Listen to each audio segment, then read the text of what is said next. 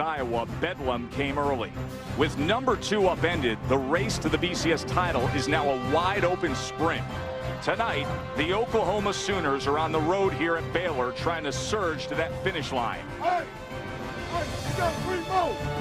We in Oklahoma, baby. People stand up. Remember that. Let's go get it. 1, 2, 3, 4. The hometown Bears fans have never celebrated a win over mighty OU, but they've also never had an offense quite like this. Robert Griffin has brilliant speed and a rocket launcher for a right arm. He'll look to outduel Oklahoma's talented Landry Jones, who tries to keep their BCS title hopes alive.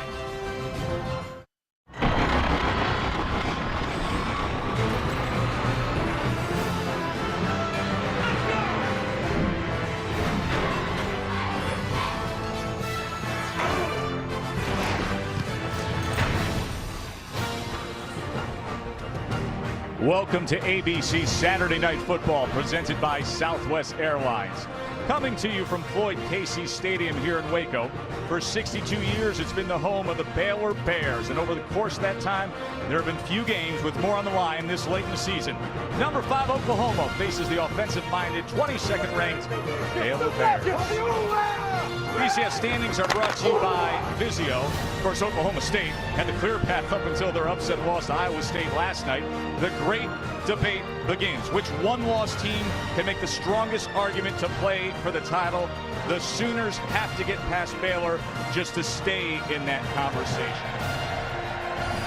And good evening to you, everybody. I'm Joe Tessitore, joined by Matt Millen, and we will say hello to Aaron Andrews in moments. Oklahoma is dealing with injuries. Dominic Whaley, the starting running back, is out for the season. Ryan Broyles, the star receiver, is out for the season. But Matt, you brought up an interesting point to me. You said, Joe, it's not about who's going to step up. It's about the whole team coming together. Yeah, that's exactly what it is, because the coaches can put a game plan together and they can put people in spots, Joe, but they really don't know until it's game time. So who's going to step up?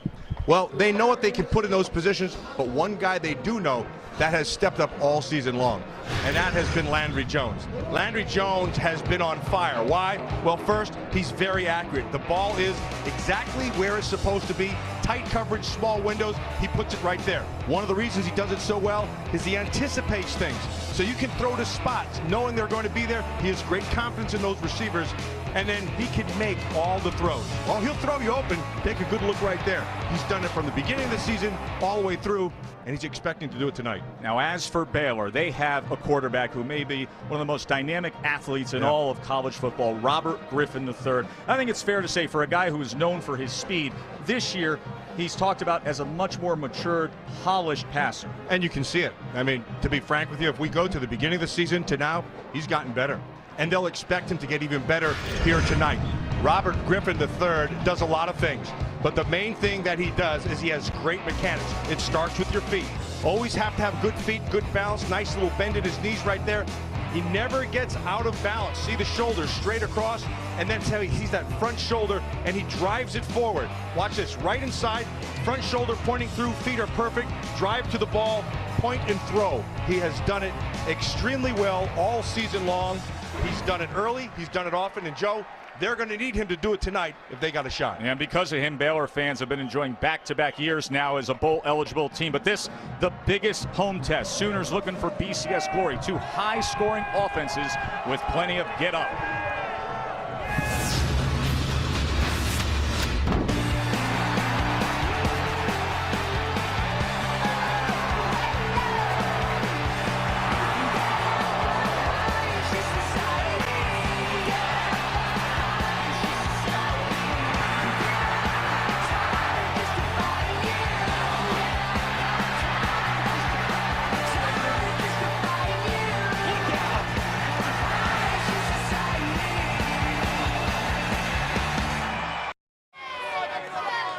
Here in Waco, or the day after that seismic shift to the BCS standings, Oklahoma State was upset by Iowa State, and that greatly affects Oklahoma's chances. Let's say hello to the 3rd member of our broadcast team, Aaron Andrews. Good evening, Aaron. Good evening, Tess. And you know what? It's guys like you that Bob Stoops is warning his team about, actually. He said, after Oklahoma State lost, he gathered up his guys and he said, don't listen to all the analysts, all the broadcasters out there. We are still very much in this thing. We have 3 games left. You never know the way this thing is going to shake out, and it's up to us just to concentrate at the task at hand. He's been very candid with his team. He was candid with them this week. We could be a one-loss team playing for this thing. So don't worry about what anyone's saying. Just focus on yourself. You never know what's going to happen, Tess. Yeah, we found that out last night, Aaron, as Robert Griffin III will get his first chance. Baylor receives here as OU won the toss and deferred. Touchback there with Goodley fielding it. So out comes Robert Griffin III. Had season-ending knee surgery in 09, came back, was sensational. In fact, last week showed what he can do late after kind of lingering through 3 quarters. Matt came alive to spark a 4th quarter comeback at Kansas, forcing overtime and then the win. Biggest thing with Robert Griffin in this offense is they cannot start slow. They started slow a week ago. They do that against Oklahoma and fall down early. That's a position they do not want to be in. They do not feel comfortable coming back trying to add more points. Terrence Ganaway is the starting running back, flanking Griffin in the shotgun. And a delayed handoff goes to Ganaway for just a minimal gain. A look at the impact players for the Bears. Well, take a good look at him, and you just saw him. Robert Griffin III is your main guy, but Ganaway's the big power back on the inside. Number 1 right there. Kendall Wright is the guy who's to make the big plays, mostly in the slot. They use him to motion around a lot. And Mike Hicks defensively is the guy who's going to have to come up big against that 3 receiver set. Lasco Martin now joins Griffin in the backfield. 2nd and 9. Griffin punts, then goes downfield, and wide open is Kendall Wright. Goodbye. Touchdown Baylor, but a flag is down at the 18-yard line, so we'll have to check that.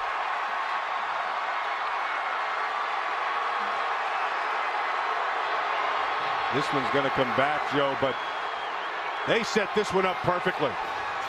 And it wasn't just on the second play, it was set up in the first play. Holding.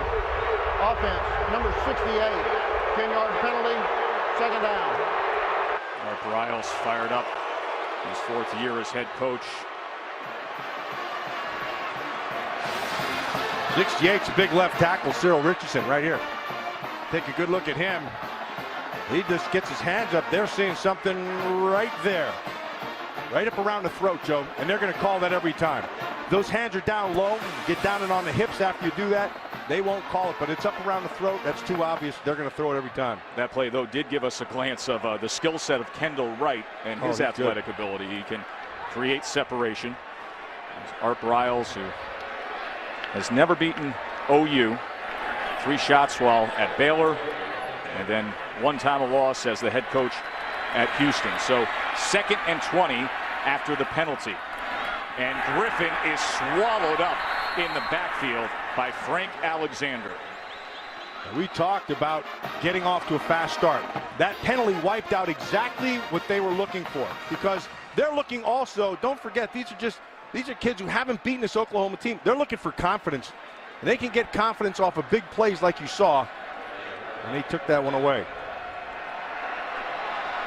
3rd and 22 now.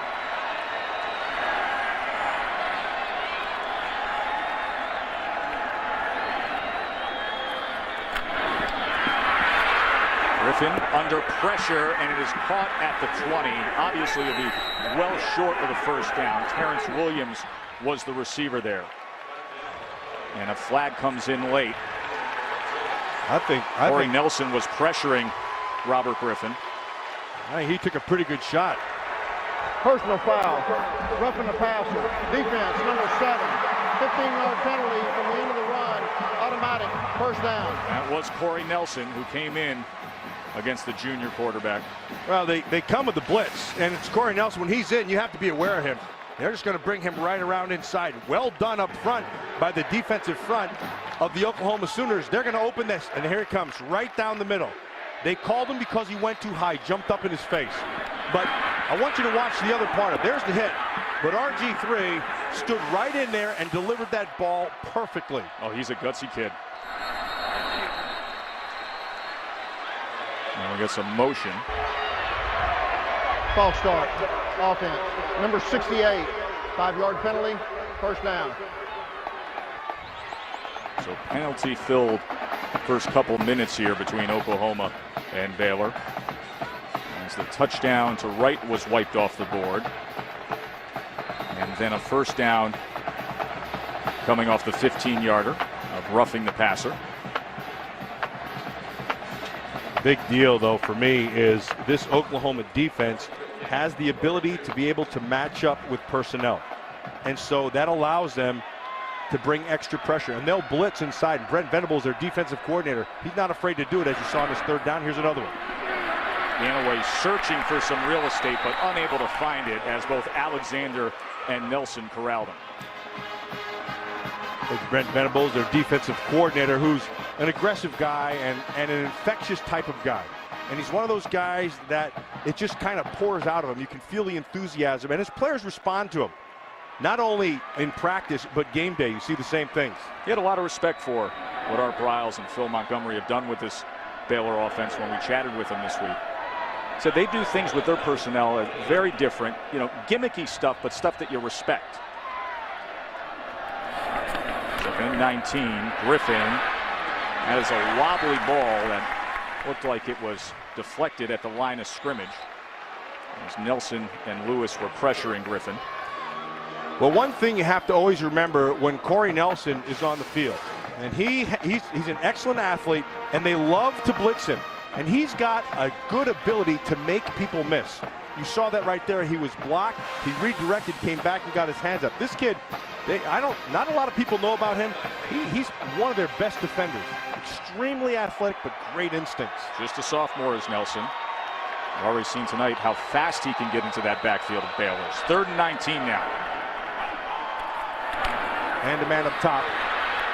Can take a strike downfield, well overthrown, and another flag comes in as Jamel Fleming had the coverage on Lanier Sampson. You mentioned Sampson. Jamel Fleming's their best cover guy, and I mentioned at the top of the play, he was all alone, man to man. Pass interference. Defense. Number 32. 15-yard penalty from the previous spot. Automatic. First down. So Robert Griffin III sees the same thing that you're seeing. All alone by himself, you're going to take that shot to Sampson outside. Fleming's all over him. Actually does a nice job of using the sideline as his extra defender, but they got the bump and they got the flag. Second time that a penalty has converted for them on a 3rd and long. Ganaway now coming to the near side, and Ganaway is really struggling to find any room against that front 7. David King and DeMontre Hurst were quick to get to him. Well, Joe, here's the one thing that he has. He has power. Ganaway's a power guy. He's 240-some pounds. He's not going to run away from this Oklahoma defense. This defense can flat out run. Big, strong, physical runner. They go empty here, and it looks like they're trying to set up the pass, and indeed they do to Terrence Williams, as that was Gerard Monk, who they threw the lateral to, who then had the option to look downfield.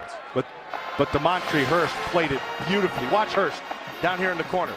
See, he keeps getting his depth. He sees that it's a backward pass.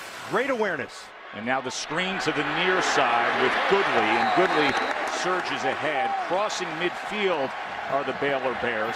You know, Monk was a high school quarterback.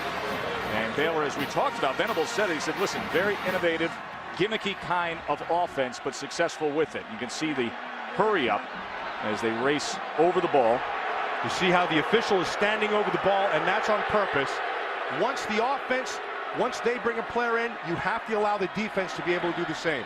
This is Salubi now, and he tries to get the edge and makes a move back to the inside.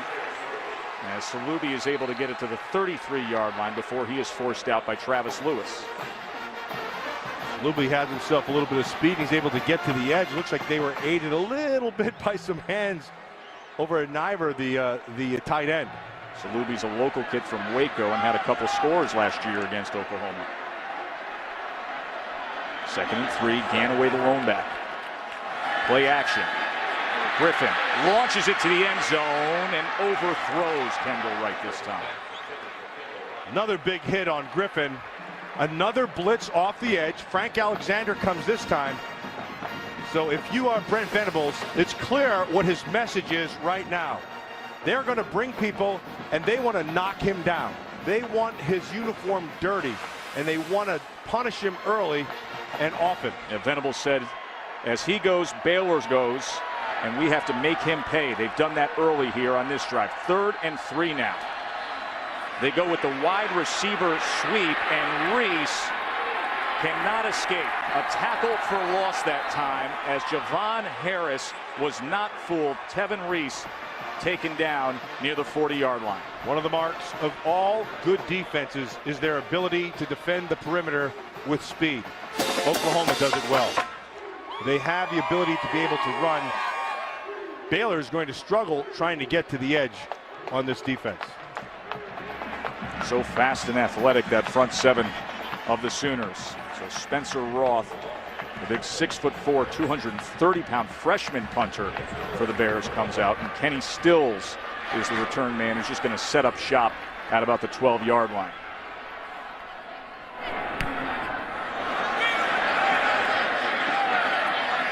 And a fair catch at the 16.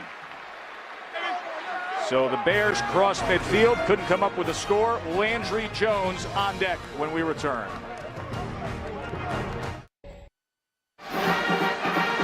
Our rivalry history is brought to you by Sprint. Baylor has never beaten Oklahoma. 0 for 20. OU is the only Big 12 team Baylor has never defeated. You see that average margin of victory? Not many close games. So Landry Jones to pass on Oklahoma's first play of the game, and he completes it to Jazz Reynolds, a sophomore who may be one of those guys who looks to step up with the absence of Ryan Broyles. He's got it. His whole thing is just be consistent because he has big plays in him. Roy Finch, and he scoots out to the 26-yard line. Look at the impact players, Matt. Well, we talked about Oklahoma. It all starts this offense with Landry Jones, like you talked about. But Roy Finch is a guy who can get in space and make some plays. Kenny Stills, that's a guy who has big play speed, can get down the field. And we already saw Frank Alexander getting pressure. He's the guy who gives them consistent pressure on the quarterback. There is Stills. He's gone over 100 yards in 3 games this year. Kenny Stills has legitimate blow the top off the coverage speed. He can get past you. Well, we talk so much about Ryan Broyles. Kenny Stills, actually, his freshman year, a year ago, he broke all of Ryan Broyles' freshman receiving records. And Broyles is, the all-time greatest statistical receiver in NCAA history. And it is a first down after that run by Roy Finch. And Ryan Broyles meant so much to this team on a lot of different fronts, and a lot to these young receivers, in teaching them how to practice, how to play the game, how to run your routes, how to prepare, all those type of things. They've all benefited from Broyles.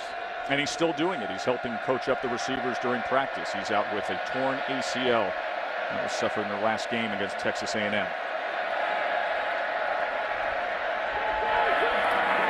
Jones now quickly over the middle. It was batted away.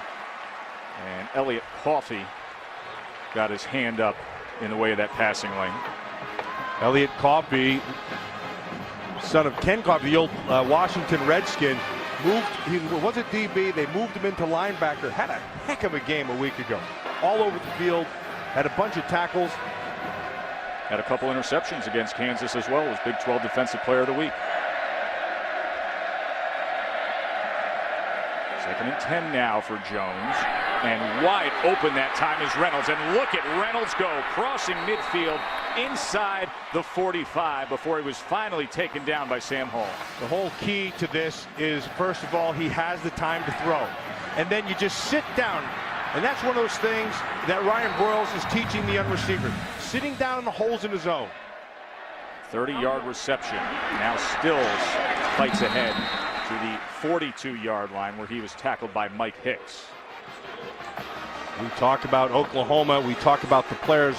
And that's one part of defending them. The other part, Joe, is defending the pace. And they will give you a bunch of different pace. That's something I want to talk to you more about, Matt, because there's a difference between defending tempo or pace compared to defending a scheme. Oh, it's not even close. 2nd and 8 now. Jones looks to the far side, and he finds Reynolds again. So we're starting to see how Reynolds can be that guy who does step up. And they're on the same page. And when you're defending pace, you have got to be defensively disciplined. You need to be well conditioned because they're going to wear you out. And then along with that, you have to have depth. And here's right. Well, look at this. They're right up and ready to go. Great All those example things of that come in. pace. And coming up and making a fine defensive play that time was Ahmad Dixon. And so if you're Phil Bennett, the defensive coordinator for the Baylor Bears, the main thing you have to be able to do is get everybody lined up properly. That's the first thing. A lot of times when they go quick pace, you have guys not knowing what to do. They're standing around, and then they take advantage of it.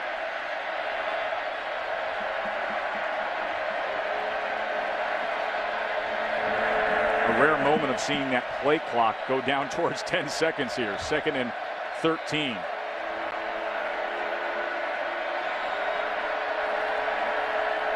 Little pressure up the middle, and Jones just throws it off out of bounds. So it'll bring up a 3rd and 13. That was Rodney Chadwick who came untouched. And a nice job by Phil Bennett, their defensive coordinator. So they curve you off inside. They bring Chadwick, 26, blowing right up the middle. He had the free shot, and that's the one area that Landry Jones does not like to see pressure, is right in his face. Need to get this ball to the 17-yard line. 3rd and 13. Jones steps up, flag is down, as wide open, walking into the end zone was Camille Jackson, but we will check on the flag.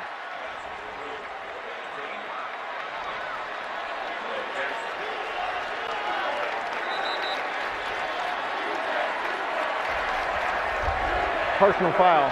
Chop block. Number 22, offense. 15-yard penalty. 3rd down. That was Roy Finch to help out in pass protection. Once a man is engaged, you can't, from the second level, you can't get him. You're going to watch Roy Finch. He's engaged inside. I'll see there's 2. Actually, he started at first. But Eichert, the center, he comes across, and they get it. So with that, the ball is moved back and placed all the way at the 44, making for a 3rd and 28. 3-by-1 receivers with Finch in the backfield with Jones. They only bring 3 this time.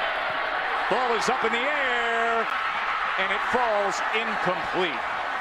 As Camille Jackson, the Oklahoma receiver, was in the middle of all those Baylor defensive backs. And Mike Hicks was the one that got in the mix to cause this deflection. Well, Joe, you mentioned it. You see, there's only 3 rushers, and they actually had decent pressure, which means there are 8 guys against 5 down the field. And so you can they try to flood the zone and take advantage of it, but you have enough men defensively to be able to fill the voids.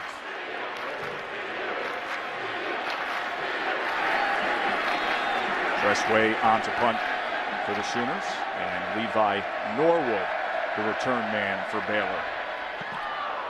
Left-footed boot by Tressway, and that sails out of the end zone. Scoreless here in Waco between number 5 and number 22. Stay with us. Saturday Night Football on ABC, presented by Southwest Airlines. Find our fares online only at southwest.com. The Home Depot. More saving, more doing. That's the power of the Home Depot. And Chevrolet and their award-winning cars, trucks, and crossovers. No score here at Floyd Casey Stadium in Waco, Texas. Oklahoma in the top 5 of the BCS standings for a record 48th time. You can see one of the things that Oklahoma wanted to do was get hits on Robert Griffin early, and they were able to do it in that first series of play. They knocked him down a bunch of times. And so if you now are Baylor, there's one thing that they have in their back pocket, and it's on the bottom of his feet, his shoes. That guy start using his feet, start taking off and run. That messes up all your defensive scheme. Blazing speed with Robert Griffin III. Frank Alexander, a big part of that pass rush for Oklahoma.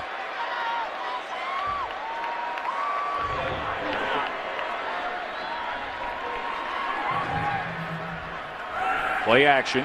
Griffin, pressure again, and taken down by Alexander. Let's check in with Aaron Andrews. EA? Well, guys, you're talking about this pressure that the Sooners are getting on RG3. Guess what the 2 words are that Art Briles is screaming to his team right now, particularly his O-line? Protect and poise. Pressure, protect, poise. Nice alliteration, guys. Keeping you on your toes. Nice. You need a little bit more alliteration there, Aaron. What we need, they need the protection, they need the poise, and then they need to get on their horse and move him. He can't keep him on point, because if they're keeping him in one spot, that's an easy place to find him. Use the mobility that he has and start to move him in that pocket. 5 tackles for loss for Oklahoma now. 2nd and 17 after the sack. And that is incomplete as he threw it to the outside looking for Levi Norwood. We've talked about Baylor offensively, and they'd like to be able to establish a run game. I think Oklahoma established early that you're not going to be able to get outside. You're not going to make a living running inside. This offensive line of Baylor is not a real power group. It's going to fall back on the shoulders of Robert Griffin, and they knew that coming into it. As it has so many times Exactly. in the course of the last 2 years. Number 2 in the nation in total offense. 3rd and 17.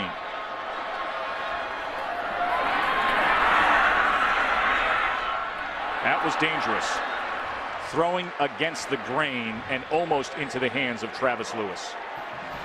He's starting to feel pressure off that left side. That's Frank Alexander. Alexander, now he's getting blocked up this time by Cyril Richardson, but he feels it, and he starts to move, and you're right, throwing back across, that should have been a pick.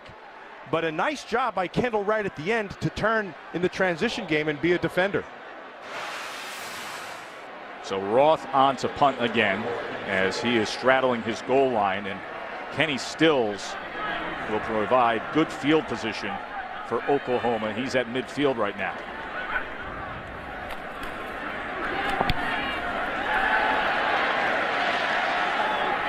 Stills from the 44. And he goes down at about the 47. So they've been coming after that guy, Robert Griffin III. Oklahoma on offense when we return. How about we tell you what's coming up on ESPN's Monday Night Football this week? You got Tom Brady and the AFC East leading New England Patriots hosting the Kansas City Chiefs. Chiefs-Patriots, ESPN's Monday Night Football, 8:30 Eastern, and coverage begins at 7 Eastern with Monday Night Countdown served by Applebee's. Landry Jones and that Oklahoma offense. Seen the fast pace plenty so far, but we haven't seen a score. And this is James Hanna, his tight end, tiptoeing the sideline.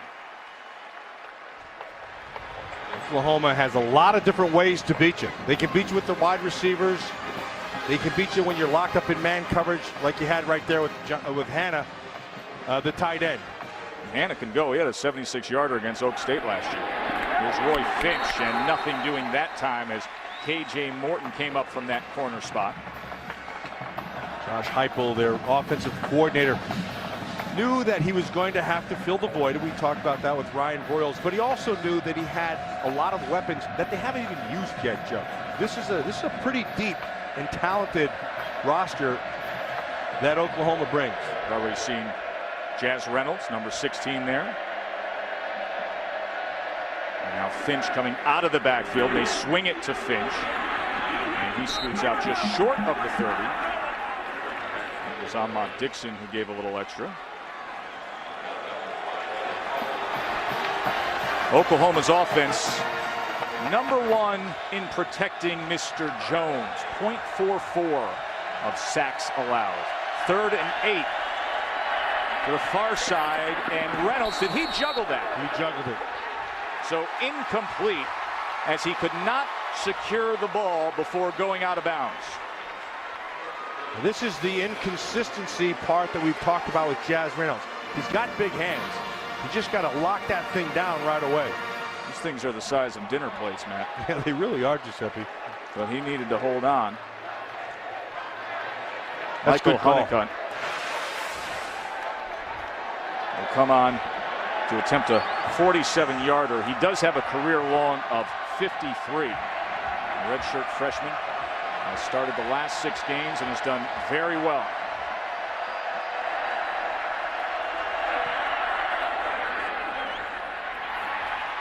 And you see the big leg of Honeycutt. So Oklahoma gets on the board first. 3-zip Sooners. Joe Tessitore, Matt Millen, Aaron Andrews with you in Waco. 3-zip Sooners. Antoine Goodley on the return now. And Goodley taken down at the 24. Gives us a chance to check in with Robert Flores in the studio. All right, Joe, Taco Bell studio update. 1 week after beating Stanford, Oregon now trailing early to USC. Right after the Ducks fumbled, Matt Barkley up top to Marquise Lee. And USC is leading the Oregon Ducks right now 7-0. LSU all over Ole Miss 35-3 at the half. Joe and Matt. Thanks, Robert. That Marquise Lee, the young wide receiver at USC, is going to be something special. You know, Robert Woods not 100% this week, Matt, but Marquise Lee, very talented. Not a bad guy they have thrown it to him either. Barkley, tremendous pro prospect. And right here, Robert Griffin is able to connect with Kendall Wright. And speaking about receivers, Kendall Wright is a guy I think who kind of flies under the radar. He's got really good short area quickness. He can run extremely well. That's a good football player. And now they go with the screen to Reese, and Reese has it for a first down. You talk about Kendall Wright. Bob Stoops said, heck, we recruited this guy hard. We wanted him. Oklahoma was in the hunt for him. And it's easy to see why. I mean, he's a thick guy, got some run after the catch skills. He's just a talented player. First down at the 36 for Baylor. Wright, a semifinalist for the Bolitnikoff Award. So finally getting some respect nationally.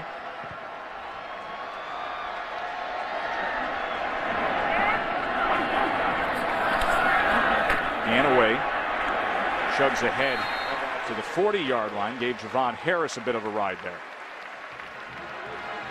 Brent Venables keeps on bringing pressure. Now they had a run blitz right inside. They caught him, ran right into it. And now Terrence Williams at midfield. And Williams puts on a move and stiff arms his way to the 40-yard line. That was Jamel Fleming caught out there on an island. Yeah, because he didn't get lined up quick. A little bit of medicine right back at you. What the Oklahoma offense does, they're doing the same thing now. How about this tempo? Quick handoff this time. Should have been a flag. Not everybody was set, Matt. And Oklahoma didn't get off the field in time, and they were on the Baylor side. And the penalty does come in late.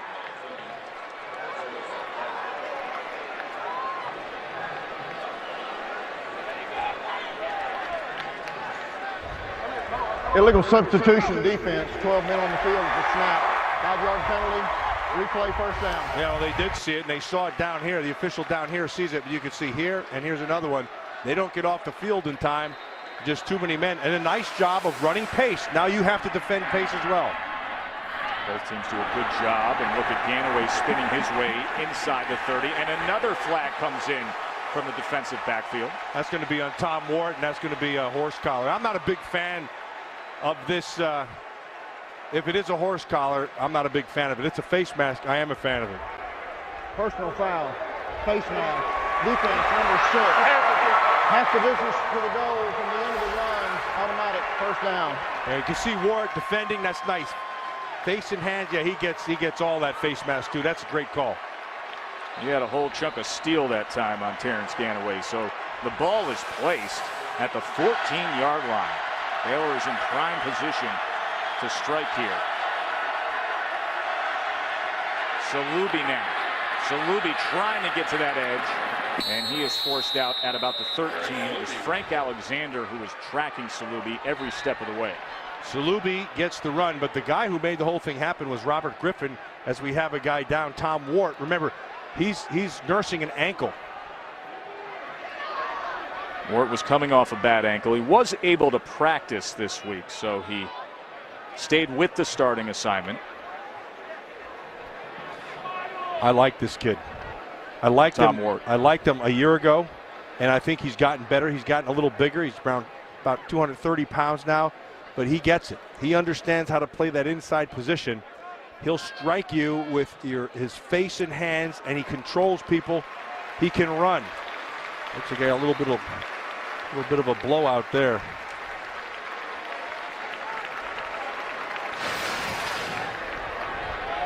Number 21 coming off the edge down here. You can see him. He's got to redirect. And what really got him was Robert Griffin and his ability to read that mesh point. So Jaden Bird comes in for the Oklahoma defense in place of Tom Ward. Second down and 9 at the 13-yard line. There is Bird, the junior linebacker.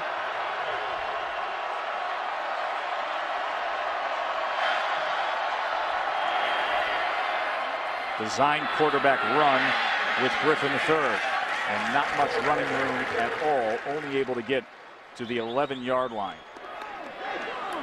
Interestingly, when he runs, he has better runner's patience than he does thrower's patience. Because his ability to take off and run when he's in the pocket to throw, he'll pull it down a little quicker because he has the ability to take off. But when he's a runner, he has excellent runner's patience. Such confidence in his ability to accelerate. Kendall right now in the backfield with Griffin as we had all kinds of motion. False start, offense, number 71, 5-yard penalty, third down. So Art Briles will see his offense backed up 5 more. Art Briles has done it the hard way. He came up all the way from high school all the way through. He knows this offense inside and out. His offensive coordinator, Phil Montgomery, and him are on the same page. When they call a game, they're calling it together. A long-time high school coaching legend in Texas, highlighted by his time at Stephenville High School back in the late 80s through the 90s before he went on to Texas Tech and then Houston as a head coach, and now here's success at Baylor. 3rd and 12. And once again, motion looked like it came from the right side of the line. False start, offense, number 79, 5-yard penalty, third down. And 79 is Robert T. Griffin. They call him, jokingly, RG2. You got RG3, and there's RG2. And he's huge. He goes 6'6", 335. Exactly. It looked like he might be 2 of RG3. Right. That's probably why they mean it. He's a big man. Let's bring in Aaron Andrews. Aaron, what do you have for us? Coach Briles giving the official an earful, saying he called timeout before they threw that flag, and you know, he's saying to the official, "That's your job. You're supposed to hear that." I think the official's saying he didn't. Miscommunication there. 3rd and 17. And Griffin, not much room at all, taken down at the 17-yard line by Jaden Bird and David King. And when push comes to shove, they're going to trust the guy who's probably the best runner, and that's their quarterback. Look, they're going to take the 3 points, and they're going to tie this thing up. Aaron Jones on for the 34-yard attempt. He's been struggling a bit with his accuracy. Just 5 of 11 this year.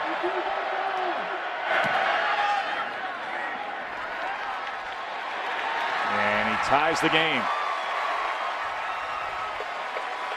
3-3 for Art Briles' squad. Last week, boy, they had to dig themselves out of a hole against Kansas. Baylor rallied from a 21-point deficit in the 4th quarter. Tevin Reese, a 65-yard touchdown, would tie the game and force overtime at 24-24. In overtime, Griffin III connected with Reese again, a 14-yard score. They were up 31-24. Kansas scored, but then they went for 2, and they came up short. So Baylor won it against Kansas, a team that has struggled mightily this year. There are a lot of people, when that score was being put up around the country last week, Matt, was shaking their heads saying, Baylor is in that big of a hole against Kansas. They pulled it out. Yeah, and I was one of them. We were keeping our eye on that thing. And you knew that Baylor had the ability to be able to explode at any time. It didn't happen for the longest time, and then Griffin got hot. Griffin tonight is 5 for 9 for 60 yards. Hasn't been able to generate much offense on the ground. Trey Franks now returning the short kickoff, and Franks is cut down just beyond the 25.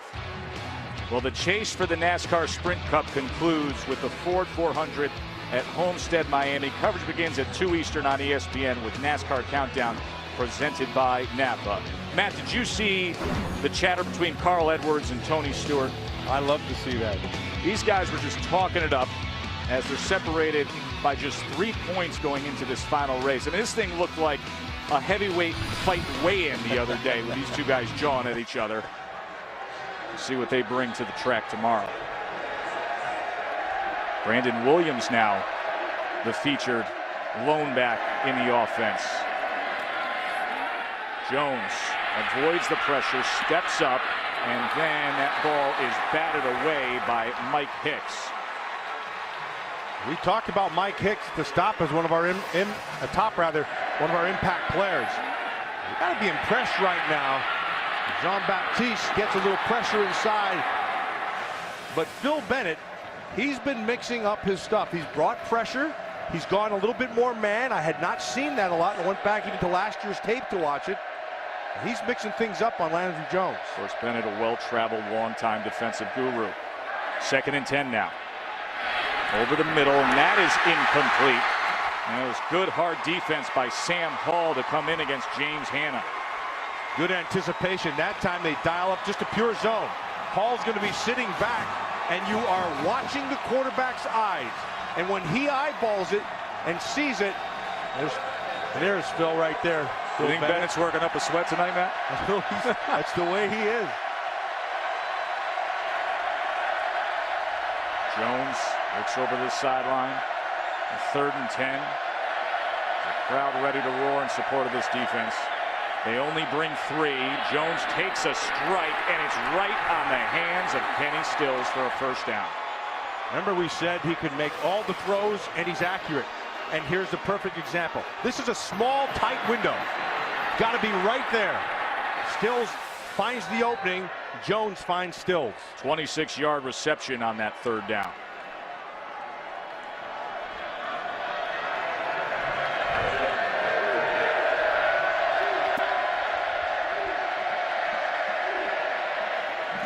Fly sweep this time with Trey Franks, and Franks gets to the outside and then tumbles. The ball came out at the very end, and it is Baylor's ball.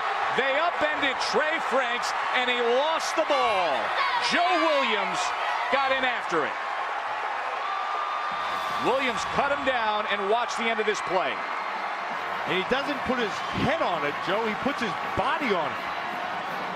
Looks like Jazz Reynolds had a chance to be able to get it, but strange things happen on the bottom of piles. Trust me on that one. Look at that hit by Joe Williams that sent Franks into a 360 and unable to hold on to the ball.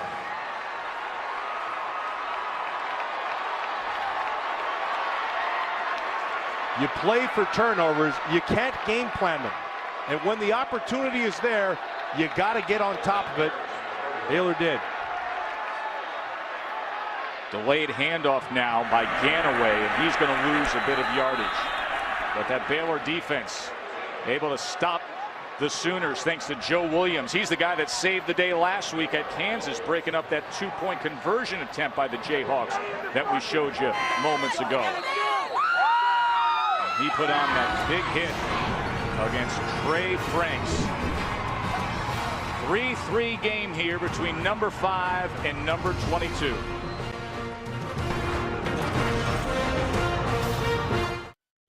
Just a short amount of yards. That was Ronell Lewis, who came all the way around to find Robert Griffin III. Makes for a 2nd and 6.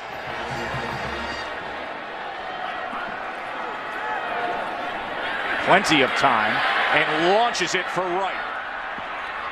But well overthrown, as Wright was also well covered by Demontre Hurst and Aaron Colvin. That Colvin kid makes up a lot of ground. Hurst was right on top of him. They knew that Wright could get on top of him. They could get deep. And so Hurst stayed on top of it. But that Colvin is, I think that's a very good player. He can play corner. He can play Yes. safety. He has very good range, good speed, good movement, sees the field well. Folks rave about his instincts. 3rd and 6 now. And here's where Griffin can be dangerous, but he's taken down from behind. And boy, for a moment that had the look of a horse collar tackle. With Tom Wart wrote him down. And that's the part where Wart separates himself from other players. He can run you down. And that looks like it should have been probably called. It's always dangerous if the legs don't give out on a tackle like that and they get bent back. Fortunately for Griffin, quick to get up. Makes for a 4th down, and that sends Spencer Roth back out to punt. Kenny Stills came into this game with only 2 career punt returns. It's his first game as the starting punt returner for the Sooners. And he fields it inside the 10, and he is taken down right at the 11-yard line, and they do call that one, Matt. That was a tough one. You know, ironically, we're talking about a horse collar here, and that's Mike Hicks, the safety we talked about at the top of the game. The guy who that whole rule came from was at Oklahoma, Roy Williams, the safety. Personal foul. Horse collar tackle, number 17. 15-yard penalty. 1st down. Take a break.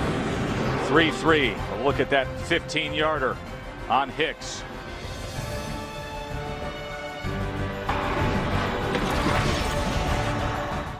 On ABC. Time for tonight's Aflac trivia question. Thank you, Duck. Oklahoma 20-0 all-time versus Baylor. We told you about that mighty mark. Who are the other 2 BCS AQ schools, Matt, with a perfect record against a current conference opponent? So there's 2 other schools out there that have the perfect mark against conference opponents as well. First down for the Sooners.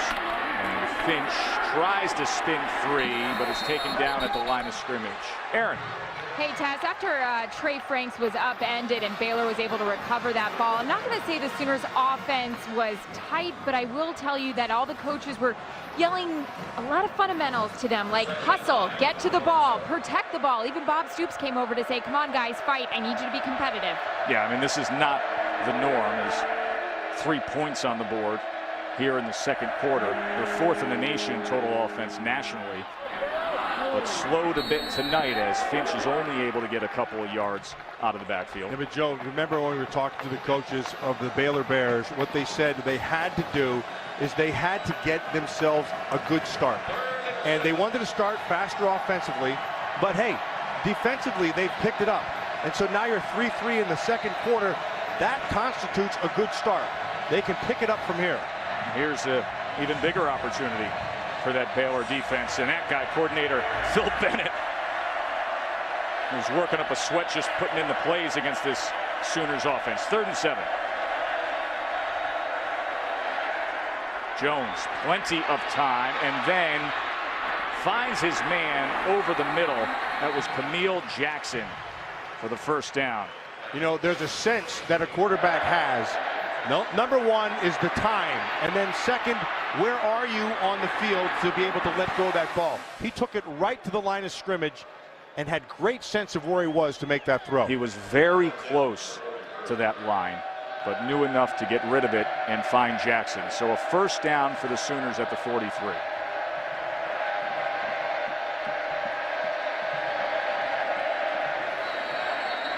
And the whistle comes in. Looks like motion there. False start. Offense. Number 59. 5-yard penalty. 1st down.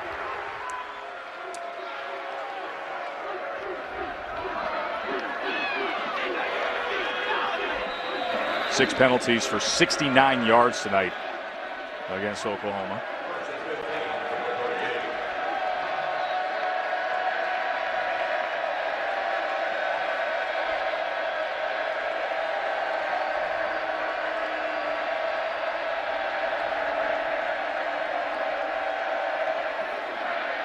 They keep it with Finch, and Finch just to the 43. Here's Robert Flores. Hey, Joe, for the first time all season, Oregon has not scored in the first quarter. They're down 14-0. Matt Barkley, 2 touchdown passes. This one to Robert Woods, and USC up 14-0 in Eugene. Joe. How about Monty Kiffin's defense, Matt? Yeah, when they're on and they can start to dictate some things, he's really tough. So Oklahoma fans with great interest in the possibility of Oregon catching a loss. They're currently right in front of them in the BCS standings. Here's Finch, and he is out to midfield where it will make for a 3rd and about 3. 3rd and manageable, and that's what Oklahoma has been able to stay in. And this is a tough down, a tough distance right here to be able to defend. Phil Bennett going to have to, every now and then he's going to have to roll the dice and go with some man coverage.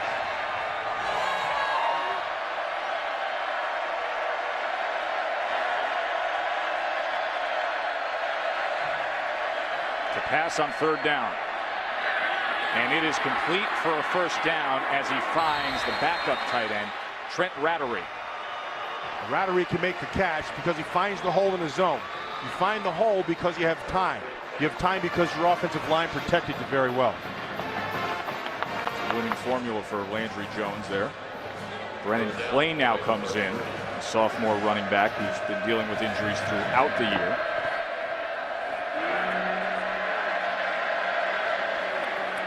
And Clay gets the call, and he is met right away by Ahmad Dixon.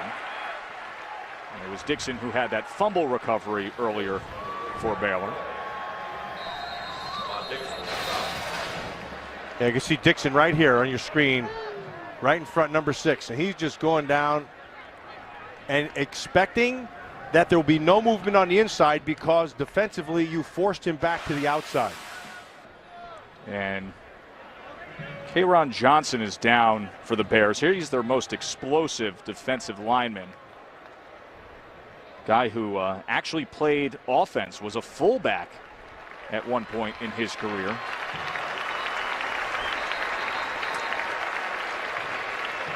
They need the size he has, and he has good inside quickness. You know, a week ago when you watch this defense for Baylor, they did not play well at all. Jean-Baptiste, number 90, who's in there right now, is a big man who a year ago played very well next to Phil Taylor, who was a #1 pick. He had not been playing well at all. Yeah, and Phil Bennett didn't mince words. He said, listen, if he doesn't play better, he's not playing. and they didn't start him. He's forced into action now, obviously, with the injury to Johnson. 2nd and 8. Pistol look now with Jones and Clay behind him, and they go with Brennan Clay, and he is wrapped up right away. A good tackle that time by Sam Hall. Baylor defense, they're playing pretty good. Yeah, they're fired up tonight. They really are. Now there's another 3rd down. Now Oklahoma has been good on 3rd downs here tonight. Baylor has to win this down. They've got to get off the field right here.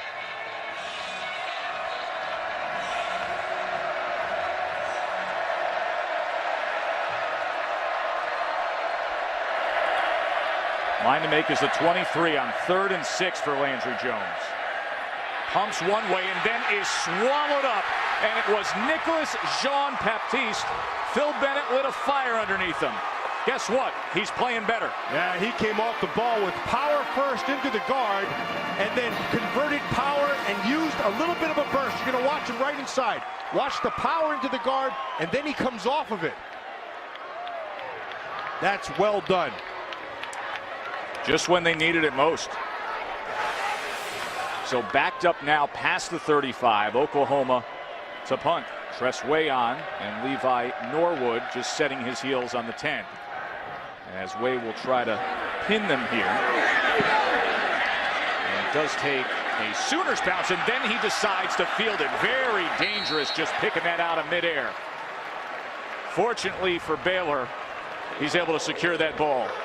More when we return.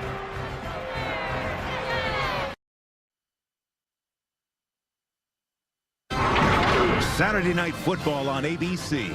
Presented by Southwest Airlines. Find our fares online only at southwest.com. The 2012 Ford F-150 with available EcoBoost. Visit Ford.com/big score to learn more. And Wendy's Asiago Ranch Chicken Club. That is the Texas Ranger Hall of Fame and Museum here in Waco, Texas, dedicated to the history and the popular culture of the legendary Texas Rangers. Good looking display they had there. Lone Ranger. It's a Texas Ranger. Who else was a Texas Ranger? Oh, I think, well, got some law enforcement here protecting folks down there on the sideline. You know, Robert Griffin could use a silver bullet here against this Oklahoma defense. They've been keeping him in check in the running game at least. And now they bring pressure, and it's a quick strike this time to Kendall Wright. He has a blocker out in front, past midfield, and there goes Kendall Wright, still on his feet, all the way inside the 30. Big play by Kendall Wright. Yes, that's half of it. The other half is Robert Griffin. This is an outstanding job by Griffin. He saw everything coming, and then he got a nice block by Sampson, number 3, down the field. And Wright shows not only his speed, but his strength as a runner. You see how fast Kendall Wright is.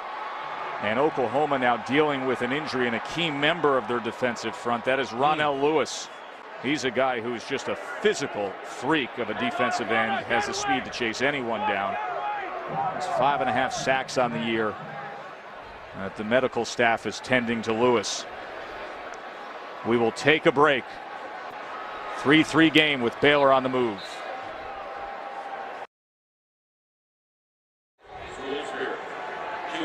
It's a big loss for the Oklahoma defense as Ronell Lewis has made his way over to the sideline with the help of the training staff. You look at the numbers and how productive he has been. That came in the midst of Kendall Wright's 55-yard reception as he set Baylor's season receiving record. 1,149 yards for the senior Kendall Wright.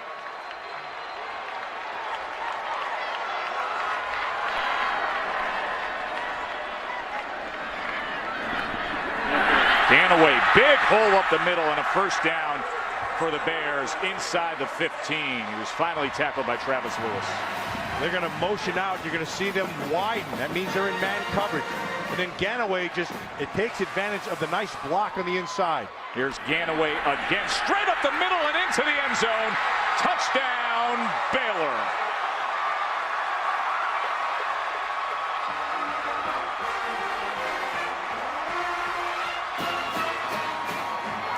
Big Griffin inside there, and Blake's in there, and Kaufhold's in there. They did a nice job on the interior. Here comes Kaufhold around on the trap. And then Blake gets up on Wart. And it's just assignment football, man on man, hat on hat. What other cliche can I throw in there? Touchdown. That was a very good looking drive by Baylor. All sparked by the 55-yard catch and run by Kendall Wright. And then the power game of the 240-pound Terrence Ganaway.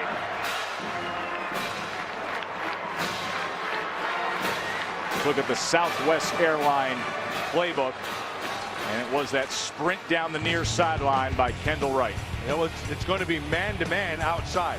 And so they're going to bring, you can see they're going to bring 5 guys down inside here. They go 3. It looks like it's going to be 3-on-3 up top. Here comes your 6, actually. And right here is the key. He has got to jump the coverage early. They come to pressure.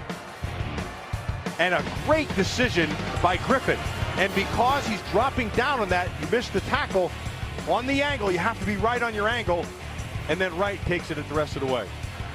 Matt, we spent so much time talking about this Baylor offense and how they have ability to quick strike. That was the 15th scoring drive under a minute this season. They do that well, and really what it is, it's a little bit of medicine right back to Oklahoma because they're the same type, and that's what they're going to have right now on this set of downs.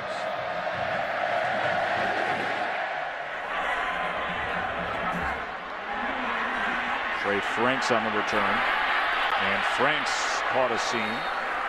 He's able to get it past the 25. Tomorrow night on ABC, don't miss the American Music Awards. The one place to see all your favorite artists with performances by Katy Perry, and Jennifer Lopez. It's music's biggest nights, the American Music Awards, live tomorrow night at 8, 7 Central on ABC.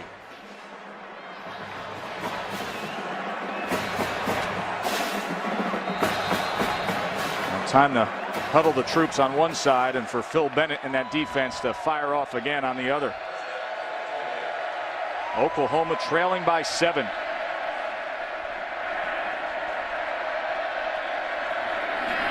Finch, good block out in front and untouched until he was already past the 10-yard mark and finally ridden down by Sam Hall. Two things when you're running outside. One, you have to gain the edge, which they do right there with Eichert. Nice block. And then two, it has to be defended. Well, they didn't do a very good job of it. They were able to get to the edge. Stevenson, the left tackle, did a nice job coming down. They pulled inside out and were able to capture that edge. Stevenson was so far downfield, he was looking for somebody to find it. He was trying to find somebody to block. First down, play action now for Jones. And he gets it complete for an 8-yard gain to Jazz Reynolds. Well, I really like what I see out of Jazz Reynolds. Yeah, I just think there's a sky's the limit for this kid. You're just looking for a little bit more consistency. You know, when he can do it. He has good hands, but he doesn't always pluck the ball, as we saw on the sidelines. Once he starts doing that consistently, he'll be there. Young man who really matured this past year. He was suspended last year before the Texas game for some immature comments on Twitter. Here's Finch, and Finch with a really good-looking juke move. As Sam Hall came up empty with the missed tackles, Finch picks up the first down. They've had a lot of great running backs here at Oklahoma, and all the great ones have been able to do what Roy Finch just did right there. I think back to Greg Pruitt and Joe Washington, guys like that. He has a little bit of Joe Washington. I say it every time we have him. But that little bit right in there where you can just do that jump cut, he's got it.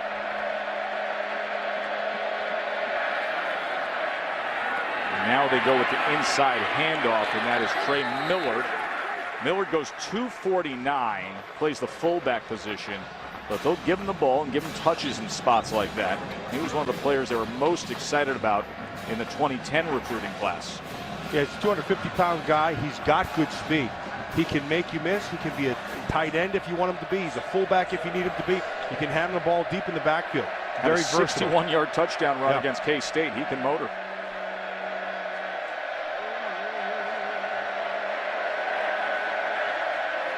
Second and 7. They get blockers out in front for Stills, and he gets the corner and goes down the sideline before he is eventually forced out by Ahmad Dixon. Giuseppe, who did he follow? Trey Millard. Trey Millard. Yeah. He had the big fullback out in front. This is what he can do. This is just short motion coming from inside out. Now gain the edge.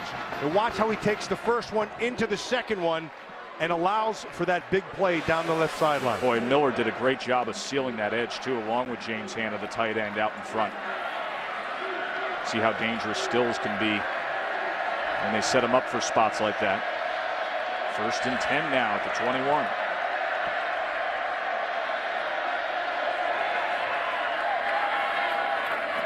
Oh, that was a misconnection.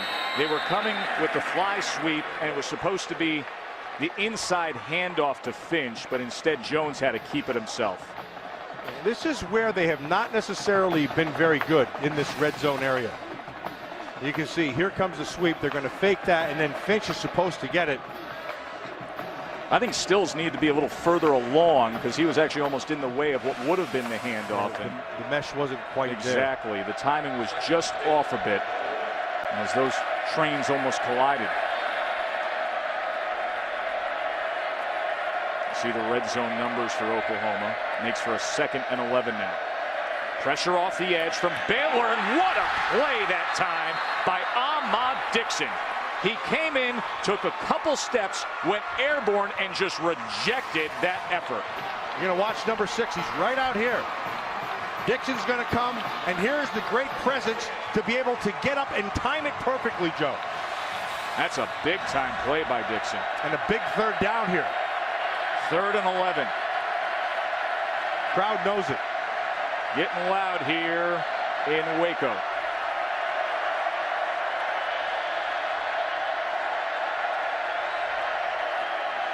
Jones has plenty of time, and he gets it complete right at that marker to James Hanna. We'll see where the spot is.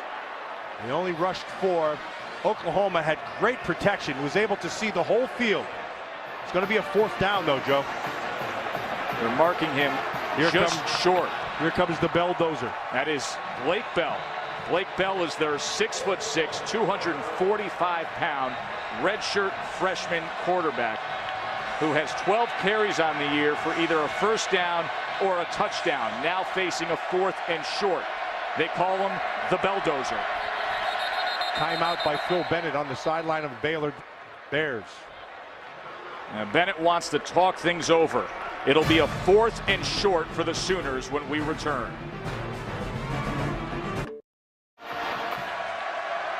$245-pound quarterback Blake Bell. He has his own package. They call it the Belldozer, and he's in here on 4th and short to try to convert for the Sooners.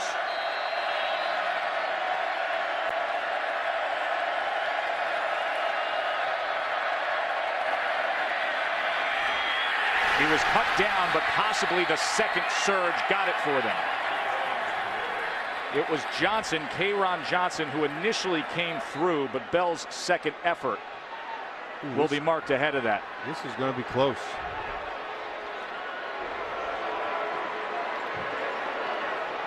And they will measure. Johnson did a good job of getting in against Bell, but then Bell took that one last leap forward, so the chain gang comes on.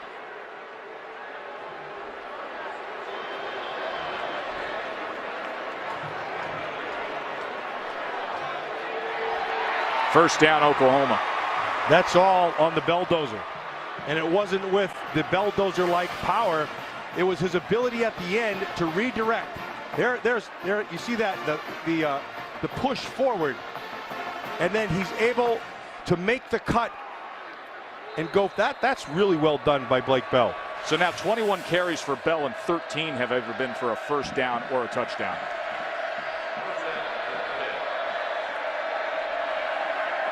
So a first down just outside the 10, so it's not first and goal. Here's Finch inside the 5. Good, hard-charging run by a 5'7", 160-pounder. You can see the maturity in Roy Finch, and you can see that he's picked up his game. Yes, he has that ability to make the jump cuts and all the little movement inside his great feet, but also, as you saw right there, he can be definitive and just come straight up the field hard. Not the kind of guy you think of as a workhorse, carry the load because of his body, but they really rely on him with Dominique Whaley out for the year. Second down now from the 4, and Bell comes back in. And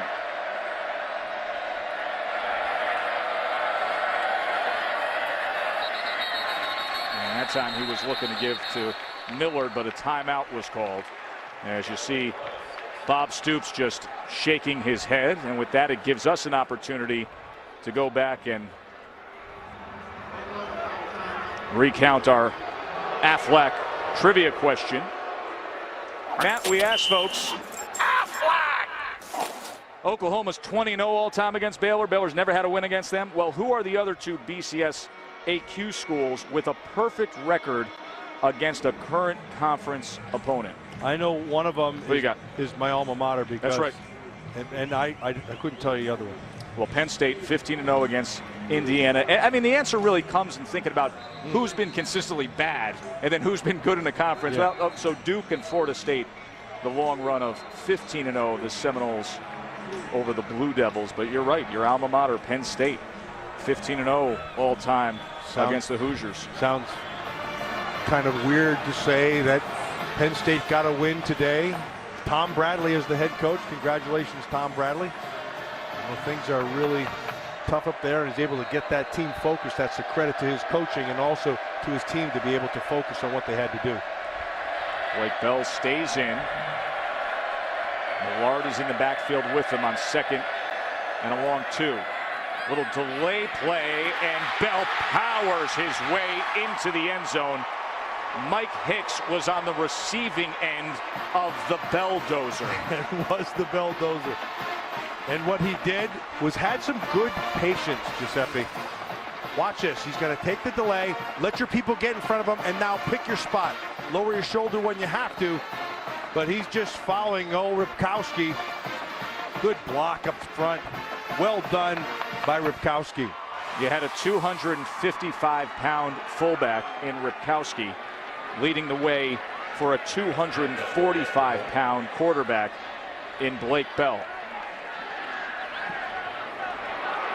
And with that effort, got ourselves a tie game, 10-10.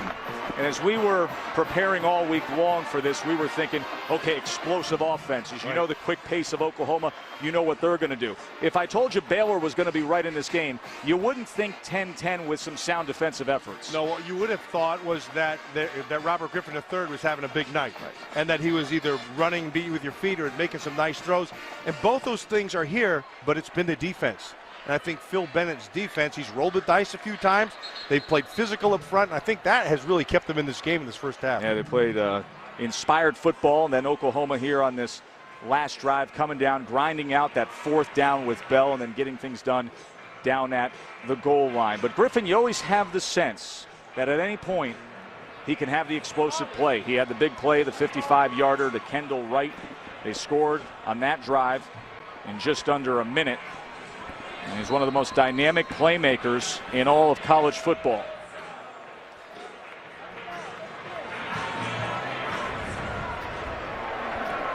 Oklahoma, number 5 in the country, trying to stay alive for position in the BCS title game. This is a short kick that's fielded by Goodley, and he dives ahead, crossing the 30. Well, that last drive, Joe, it was all about Robert Griffin to start. Kendall Wright with the big play, gets a little help from his friend down the field. But that was the big one at 55 yards. And then the running game, Gadaway just powered up inside for a big first down and then finished it off. So big play and then quick strike with the inside power game worked for them the last time. See what they come back with. And Matt, I think you'd agree that one of the best things they could do in terms of keeping the pressure off RG3 is that power running game with Ganaway, which didn't exist at the start of this game. They couldn't run a lick. But back to business is Griffin. He's going to launch it downfield looking for Reese, and he's wide open. What did we say about quick strike? How about that?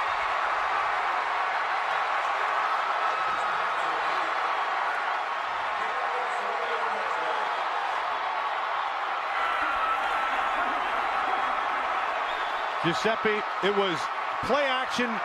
That's part of it. But the route that was run was just beautiful. It doesn't get much better than that. 69-yard touchdown reception to Tevin Reese, and you can see how upset Bob Stoops is as Baylor instantly returns after Oklahoma had just punched it in. Let's just take a nice look at this touchdown. On what they do, they're going to go play action, but Tevin Reese uses anticipation defensively against the defense. You're going to watch the play action inside here. Tevin Reese is on the outside, seemingly going to cross. You wait, and then he starts to anticipate him going this way, and then it's back up the field. And what a beautiful throw by Griffin. There's the fake, there's the bite. Now here's the transition. See how the safety is biting down inside, anticipating a crossing route. Well, they use the anticipation against you. That's really, really well done. And Matt, this speaks to what we talked about at the beginning of the night, of the more mature and polished and comfortable quarterback play of Robert Griffin as his career has moved on. Yeah, you can see it. Man, we talked about it at the top of the show. We said you could see it from the beginning of the season to now. He's gotten better, and he has. He brings this place alive. A touchdown lead again. Trey Franks. And Trey Franks with a good return for Oklahoma, fighting his way, still going all the way out to the 45-yard line. Coming up at the half, stay tuned. Enjoying John Anderson, Jesse Palmer, and the Capital One halftime report for all the scores and highlights from today's college football action. It has been a wildly entertaining Couple days of college football, of course, the talk about with what happened last night, Oklahoma State, maybe the upset of the year, losing at Iowa State, USC giving Oregon all they can handle tonight, and Bob Stoops demanding better from Mr. Harris on the sideline, hoping that they can stay alive and be in that argument of the great debate of who's the best one-loss team as we close in on the end of this season. And another flag. Looked like motion up front. False start. Offense. Number 69. 5-yard penalty. First down. Von Harris getting a little earful on the sideline. I've been there before. I understand. I know that route. That's a tough route to defend because you want to jump it and you want to stay on the top shoulder. And in your anticipation, they get you.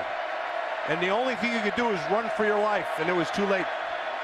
Chasing Tevin Reese, 69-yard touchdown. Inside handoff this time as Finch just scoots to the outside. Baylor was able to contain things a bit.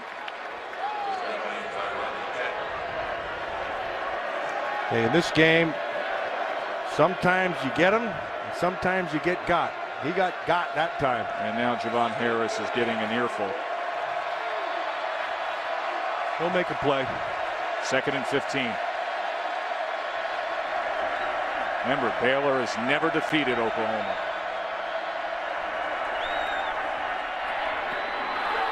Ball was tipped and then caught and then spinning free as Jackson. Individual effort there. He is down there just beyond midfield.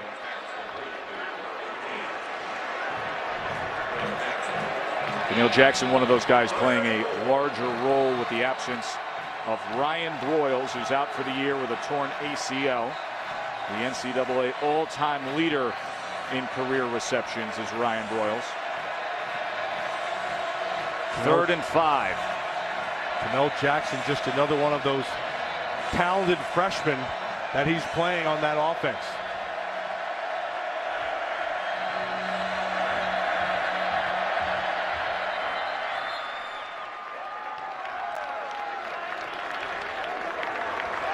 And Bob Stoops is going to use a timeout here with just 1:05 left in the half and facing a 3rd and 5. And that gives us a chance to look at the BCS standings. You know, just when we thought, Matt, that everything was so simple and there was a clear path, complete and utter chaos, and it started up in Ames, Iowa.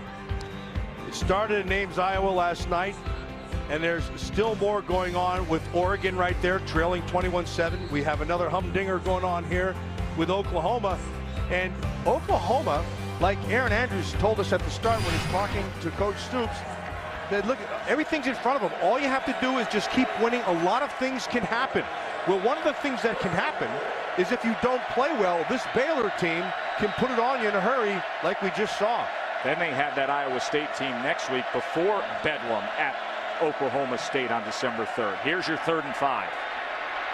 Jones going to try to do it on his own, and he comes up well short that time. It was Elliott Coffey who came up to meet Landry Jones. Coffey ends up making the tackle. The play was made by the secondary, and they're going to go for it here on 4th down. That secondary had excellent coverage and forced them to pull that ball down. See Phil Bennett preparing his defense for 4th down here. Half a minute to go in the half. Play clock running down, game clock running down, and they're giving the look of going for it. But they're just going to let that thing burn and leave 20 seconds and use a timeout.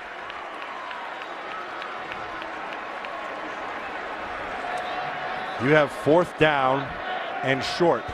What you have to be able to do is you don't really have a quarterback. Oh, they're going to punt now. If they were going to go for it, he's not a guy who really gives you that second option. So you have to put the option in somebody else's hand. But he took it away from him. He's going to punt and live for the second half. Bell's the guy that they've used in those short yardage situations. So Bob Stoops makes the decision here to kick it away and likely go into the locker room trailing number 22 by a touchdown. Giuseppe Guillermo. See. I don't believe. Italiano. Exactly. I don't believe that's a very happy coach over there in that side. He is not pleased.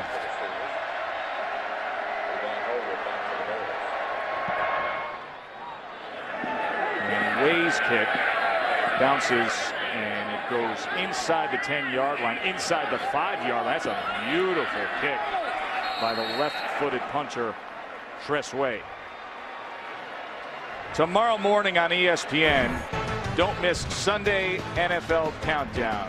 Join Boomer, TJ, Mike Ditka, Chris Carter, Keyshawn Johnson, Coach Parcells. You got 3 hours of insight analysis, get you all set for a big day of Sunday's NFL action. And Sunday NFL Countdown presented by IBM tomorrow morning at 10 a.m. Eastern on ESPN.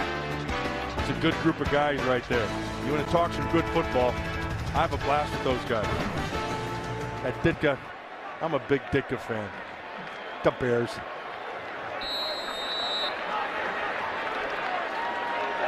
Well, right now it is these Bears. He's got to gain some ground. He actually does. You know, he was smothered down there, and he does, as Griffin will close out this first half with a touchdown lead over number 5. Baylor has never defeated Oklahoma. 0 for 20. Let's check in with Aaron. Coach, after Baylor's quick strike, we saw you talking to Javon Harris. What would you like your defense to pay attention to here on situations like that? He's a deep player. Stay on top. He's just biting on. He's trying to play it too tight. You also mentioned before the game taking care of the task at hand, you know, not looking ahead. What's the number one thing they need to worry about here at the half? Nobody's doing any of that. We just haven't played very well offensively. Defensively, we played good up until that play. Thanks, Coach. All right. Thanks, Aaron. Aaron brought up Javon Harris. He was beat on that 69-yard touchdown by Tevin Reese. 17-10 Baylor. Now let's go to John Anderson and Jesse Palmer for the Capital One halftime report. Gentlemen.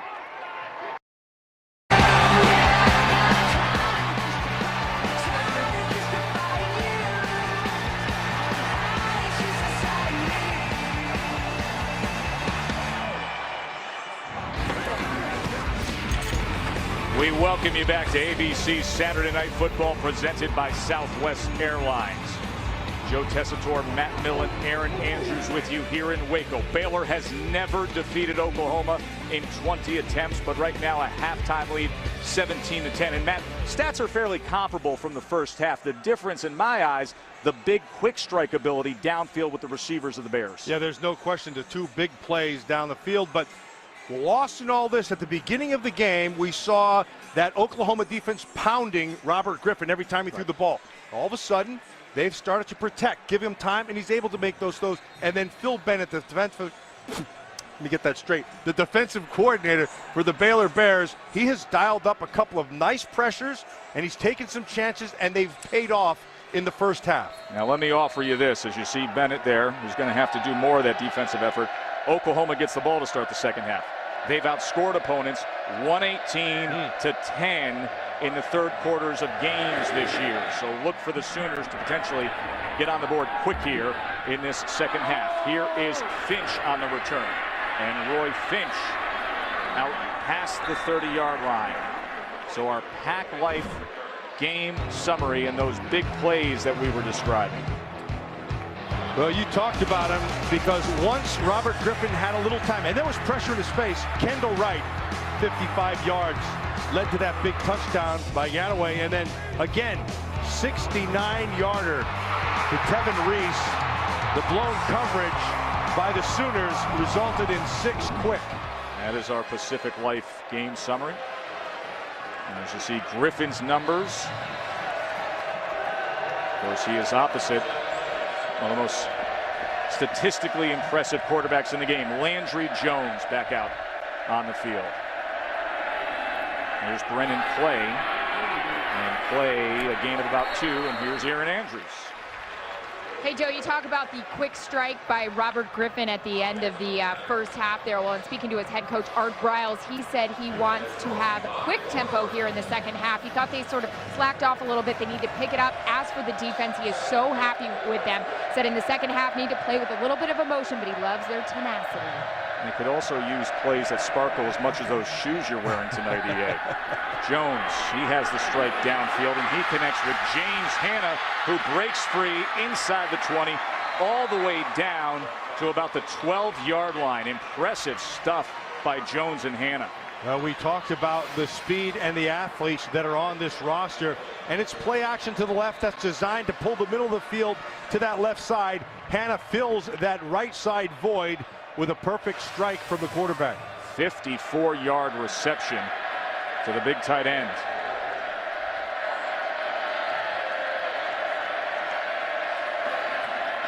Brennan Play now, straight up the middle, and Play with about 8.5 yards. Finally taken down by Sam Hall. That was attitude, and where it showed up was in the offensive line. That was pure power.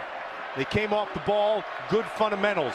And fundamentals is the key at any level of football. It's fundamentals which got them beat on those big plays in the first half. And now it's carrying them, looks like, that offensive line. And the big quarterback, Blake Bell, comes in. 2nd and 2. Bell handoff Millard, and he just bulls his way in for the score. We told you, Oklahoma in the third quarter this year, they're used to romping. And they got a little bit of a chewing at halftime because they came back with fundamental football. And that starts up front. Donald Stevenson, the left tackle, 59. Shed, 74, the guard. Eichert, the center. Tyler Evans, 75 inside. Lane Johnson, 69, the right tackle. They came off with what you call a flat back and moved that line of scrimmage.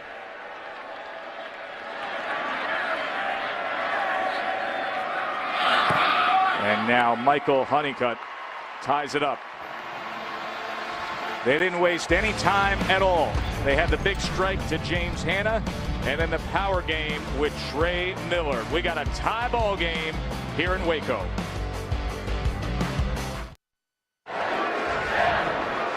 High pressure kind of game for Oklahoma with so much riding in these last few weeks of the season, and nobody knows that better than Coach Bob Stoops. This is what he looked like just about a half an hour ago when they were trailing by 7 and somebody was getting a talking to. And this is what he looks like, Matt, moments ago tying up the game.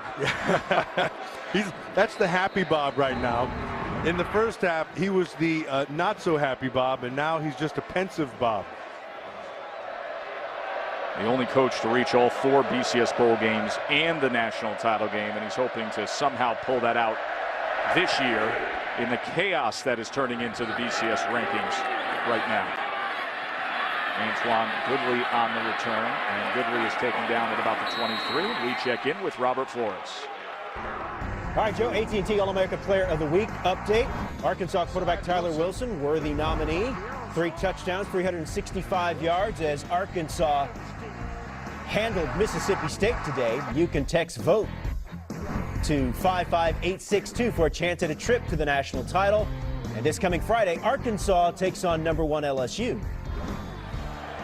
Yeah, Arkansas, a team that can disrupt the BCS as well, as they will play LSU next week. And they're so talented with Tyler Wilson and Jarius Wright and Joe Adams at receiver. Robert Griffin III. Batted in the air, and it falls harmlessly to the ground. That was Casey Walker who had the deflection there. Casey Walker is wearing number 12 tonight. That is in honor of Austin Box, who passed away this offseason under tragic circumstances, and his memory still lives on every week. They leave an open spot in the pregame stretches. Locker remains untouched, and the number 12 carries on.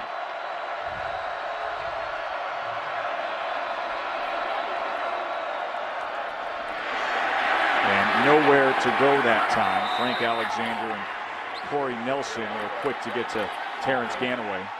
2 guys that we spoke a lot of in the first half. They were bringing pressure, and Alexander was beating Cyril Richardson, that right tackle, pretty regular in that first quarter, and then it slowed down. Big third down here for both sides. Remember, Oklahoma defense playing without Ronell Lewis, their star defensive end, who was injured earlier. 3rd and 11. Griffin, all kinds of time, and that's going to be close to the line to make as Kendall Wright came up with the catch. Looks it was like Travis Lewis who tackled him, Matt. Looks like a good spot right there. It depends which foot he puts it on, his right or his left. Remember, our yellow line is not an official marker. But a nice job by Wright to have a presence of where that the sticks are. It's a good job by Travis Lewis to jump immediately on Kendall Wright, force him back. Let's see if the forward progress did indeed get him the first down. You got a credit card in your wallet, Matt? No, I'm a cash guy. It's going to be 4th and about an Amex.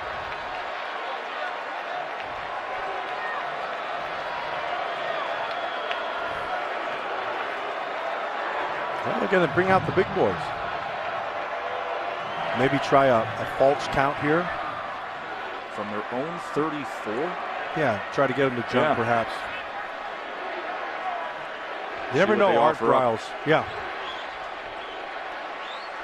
Well, it's happened before in big spots like this, where teams trying to disrupt things and get a signature win. Randy Edsall did it from his own 19 last year against Pitt and converted it, and they went to a BCS Bowl.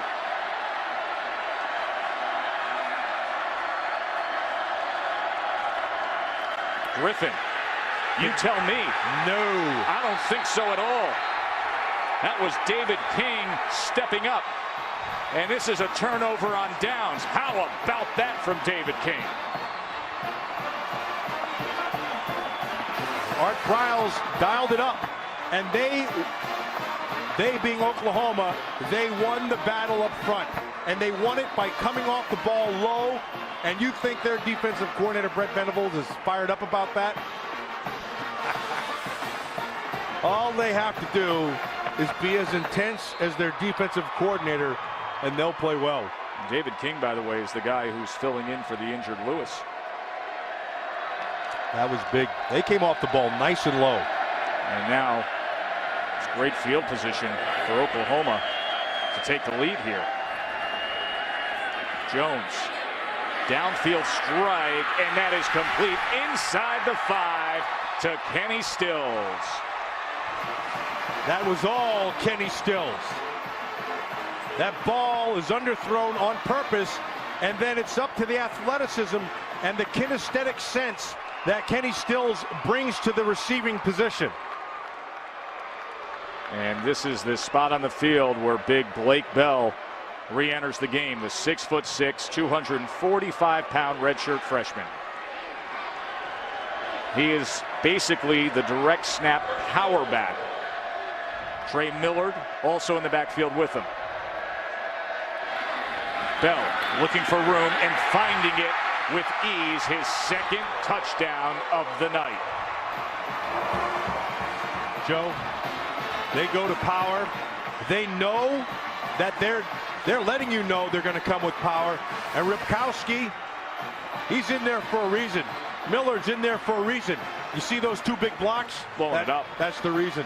They're physical, and they're just saying, listen, we're going to blow you off the ball, and then they go and do it. Millard goes 249, Matt. Ripkowski goes 255, and they're clearing the way for a 6'6", 245 quarterback. Excuse me?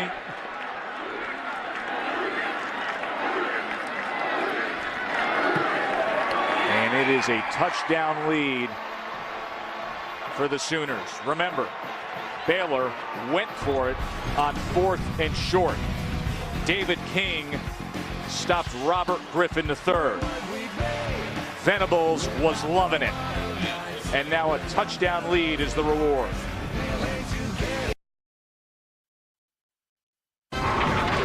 Saturday Night Football on ABC, presented by Southwest Airlines. Find our fares online only at southwest.com. Sherlock Holmes: Game of Shadows in theaters December 16th. And Citizen Echo Drive, fueled by light. It never needs a battery. Unstoppable. Waco, Texas is home to Dr. Pepper, the oldest major soft drink manufacturer in the U.S. And the Dr. Pepper Museum includes the original 1906 bottling plant, one of the finest collections of memorabilia in the world with soft drinks. It's one of the first things you think about when you think Waco. A cold Dr. Pepper and a little barbecue. And the bridge. Yep. And if the Baylor Bears can get after it here, maybe a signature win to this college football season. But right now, it's Oklahoma's typical third quarter effort that has them up 24-17. Short kick returned by Goodley. And Goodley still on his feet and finally driven out at about the 27. Time for our Big 12 Conference update, brought to you by Dr. Pepper. All the attention put to that one loss now in the column of Oklahoma State, as you see Oklahoma trying to meet up with them for the Bedlam game that will be on December 3rd. The plan for Oklahoma all along was to be the ones that handed Oklahoma State their first loss and use that as a springboard to make their argument to be in the BCS title game. Now, a little bit has been lost on that game, but still, with what's happening in college football last night and currently tonight with USC up big on Oregon, Oklahoma still very much in the mix. Who knows the way the next few weeks will play out. LSU still has to play Arkansas. A lot to be determined. That was the Dr. Pepper 10. Griffin underneath to Kendall Wright. He tries to shake free, and he gets it to the 35, tackled by Harris. You know, Joe, I've had this Oklahoma Sooner team 3 times this year. And every time we've had them, they've come out just absolutely smoking in the third quarter. And that, to me, is a credit to the adjustments by their coaching staff. It's going to be a yard short is Ganaway. Here's Robert Flores. All right, Joe. Another studio update, and it's University of Texas just up I-35 or down I-35 from where you're at in Waco. Case McCoy to Blake Bell, and Texas within 7, and Oregon getting blown out at USC. Baylor gets a first down. Oregon getting blown out against USC. USC has just scored again. And what a shakeup to the landscape of college football this weekend. If USC can hold on against Oregon, you know what happened in the thriller with Iowa State against Oklahoma State. BCS standings just thrown into that blender. Here's Lanier Sampson, and he's able to get it past midfield to the 49. Joe, and all those things going on in college football right back here at Baylor, what they need to do is get another quick strike. And then defensively, they've got to be able to do what they were doing in the first half. They can't give up big plays, but it starts right here with a big play offense. Griffin escapes. Oh, what an effort by Wright to even go up and put a hand on that ball. Man, that was on both sides, Joe. First, Griffin, the third, right here. Watch him make a miss, and then have the wherewithal to find him. Gets drilled by Ward. 2nd and 10. Downfield. Complete! Oh, no! He took a couple steps with it, did Terrence Williams, but couldn't hold on. Looked like he was running with it in stride, Matt. He had it. That is an awesome throw by Griffin the third. It looks like that hit woke him up, because this thing is, look at this window he throws it into. Right there. Never has control of the ball. 3rd and 10, and that time he overthrows Lanier Sampson. So the Oklahoma defense dodges a bullet there, as Williams was unable to control that ball that he was running in stride with into the end zone, and instead they come up empty on a 3rd and 10. Well, it looks like they're gonna throw the punt team out there now. But there was a little debate on the sideline there. There was a mix-up between Griffin and Sampson. Spencer Roth does come on as Griffin, helmet off, over to the sideline. It has been a big start to the third quarter for Oklahoma. They've outscored opponents this year, now 132-10 in third quarter action. And the fair catch by Stills inside the 15. You know, Joe, when you look at this Oklahoma team, there's a lot of things that go into the passing game. One is protection, but one on top of that is the passing lanes that are formed because of the protection. And Landry Jones has had easy lanes to throw into, and it makes for good mechanics and also great vision. And when you have that vision, you're able to be that much more accurate.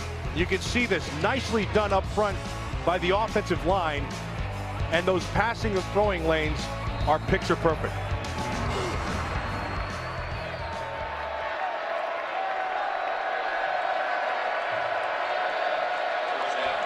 Landry Jones, you see what he's done since that 7-13 start.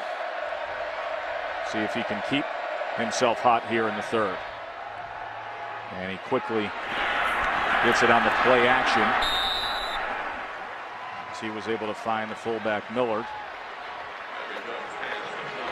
Trey Millard, he's so versatile. We watched him tonight, and in the short yardage situations, pounding guys with his blocking. We've watched him carry the ball a couple times, but he can catch it. He blocks at the line of scrimmage. That's a very valuable football player. See how upset Terrence Williams is over on the Baylor bench. And meanwhile, Rodney Chadwick is down at the end of that play on the sideline. He is the starting weak side linebacker. Guy who's a very active linebacker himself, but Williams being consoled by some of those offensive teammates. And it was moments ago when Baylor thought they were tying up this game. Look at this, in stride. Yeah, and you don't get many of those opportunities. And so when they do come, you've got to capitalize on them.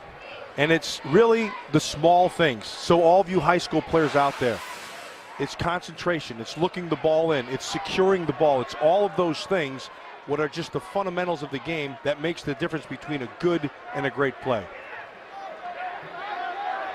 And that would have been a great one.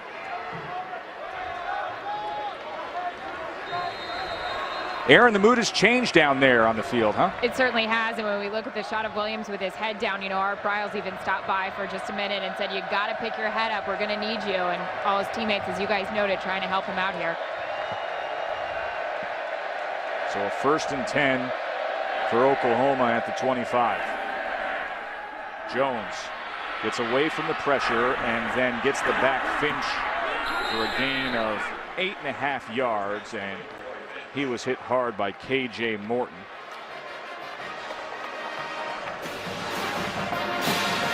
As they continue to work on Rodney Chadwick, this is a defense that can't afford to have its best players out of action. Brody Trahan is the backup linebacker who will see time in place of Chadwick. He's a former dual threat quarterback who made the move over to defense. 2nd and 1.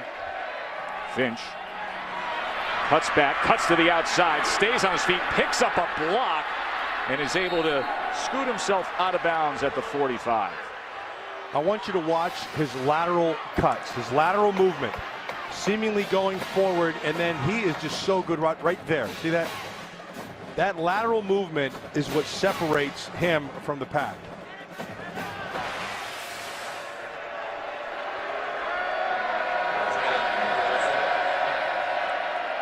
Finch the lone back here on 1st down. Jones. He has options. Oh, that was overthrown, but strangely, Stills. And a little extra something with K.J. Morton. I don't know what that one was about with Stills, but he had the route and lots of time to make that throw. And then it just looks like he either tripped on him or the turf monster got him. Something yeah, he just got went him down to the ground, Matt. Instead of going up for that ball, Stills was all of a sudden on the turf. Yeah, that's just on him. I don't know what he'd be mad about. Well, I think he may be mad on the way that Morton came back and turned around and said a little something, and they weren't trading cookie recipes. 2nd and 10 now.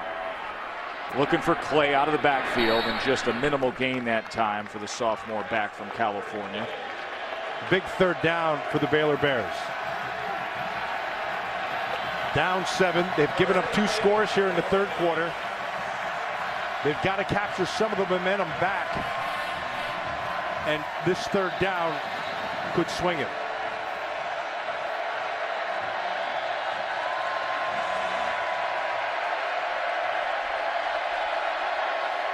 They only send 3 after Landry Jones, and it's going to be short of the line to make a flag. Is down, though, in the backfield, all the way back at the 42-yard line. It's going to be a hold against Oklahoma.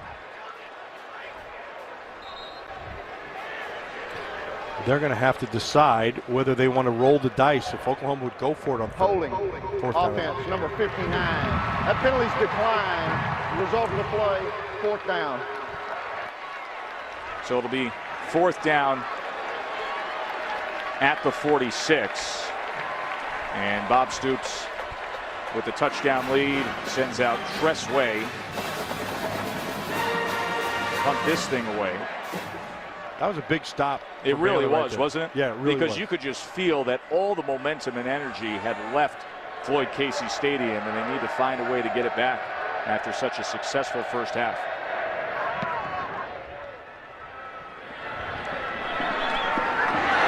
And that punt was juggled by Norwood for just a moment before he was able to secure it at the 16. Oh, what could have been for the Baylor Bears, but they get another chance when we return.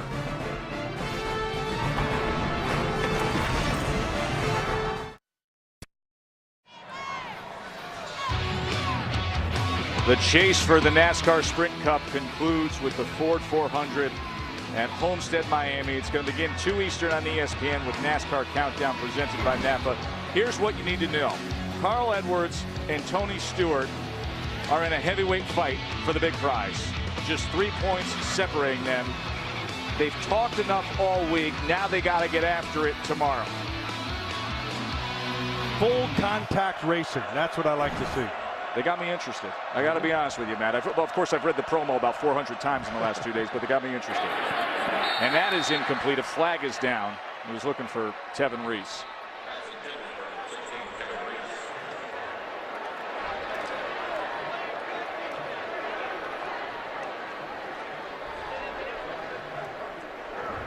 Illegal motion, offense number 16.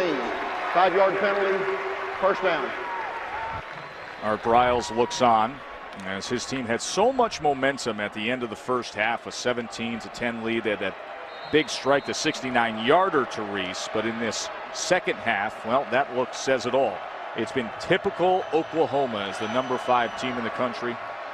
Has scored 2 touchdowns. Millard had the touchdown run. Big Blake Bell came in from a couple yards out. And Griffin is now searching for answers with this Bears offense.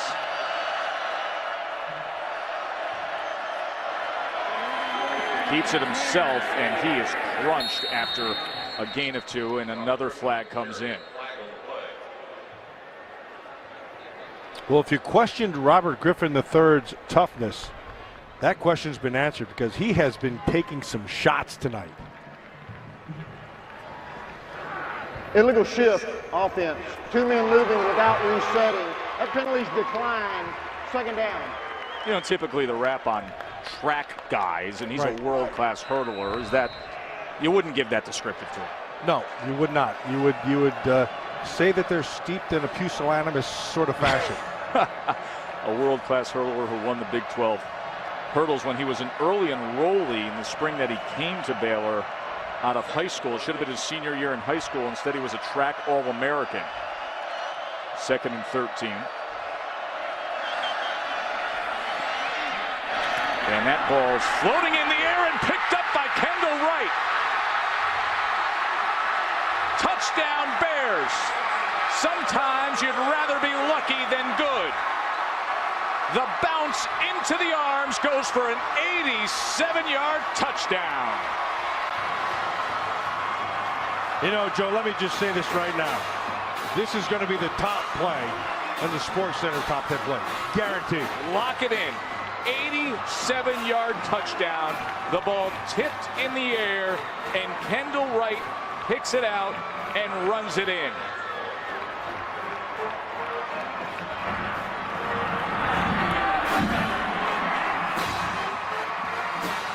was intended for Tevin Reese, who stopped his route, slowed his route down, allowed the defender, actually they undercut him and got a hand on it, but as fate would have it, took it straight in the air, and Kendall Wright's right there. Watch Tevin Reese, he's the inside guy right up top.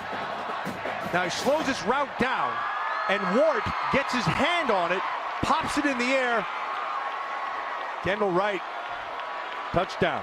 What a way to tie up the game against the 5th-ranked team in the country. And sometimes, Matt, you need those kind of plays to pull off this kind of a game. There's no question. And Robert Griffin III is like, yeah, I can't believe that just happened. And he looks to the heavens and says, I'll take it.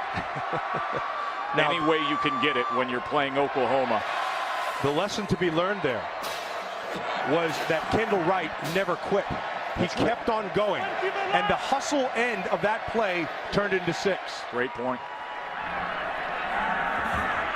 Here's Trey Franks. And Franks is met at the 27-yard line by Cordarius Golston. So Oklahoma surged ahead with 2 quick strikes, and then all of a sudden luck came Baylor's way as Wright never gave up on the play and went 87 yards. Glacial expressions over on the Sooner side.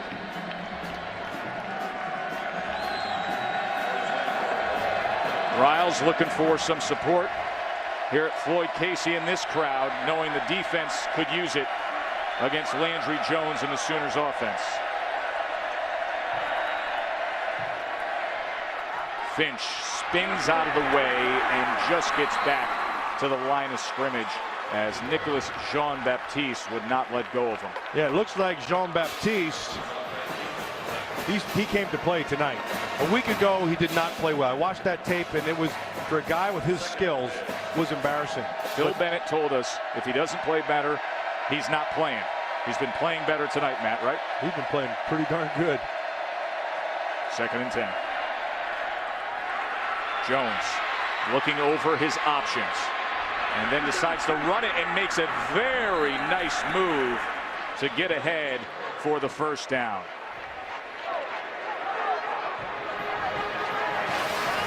Not known as a runner. And what he does when he pulls it down, he's going to make you miss right there. Who's that, Mason? Yeah, Gary Mason Jr. Not good. 11-yard scamper for Landry Jones. You know what he can do through the air, and you see it with the 300-plus yard games consistently showing up in his box score. And here's Roy Finch, and Finch is corralled. Very good pursuit that time by Mike Hicks and Chris McAllister, both of them getting over there for Baylor. Yeah, and they made the tackle, but Ahmad Dixon made the play. He did not allow him to get off and get to the outside, which is where he really wanted to get to. But he fought off the block and forced it back inside and allowed the others to make the play. One of the highest ranked recruits in decades to come to Baylor is Dixon. 2nd and 9.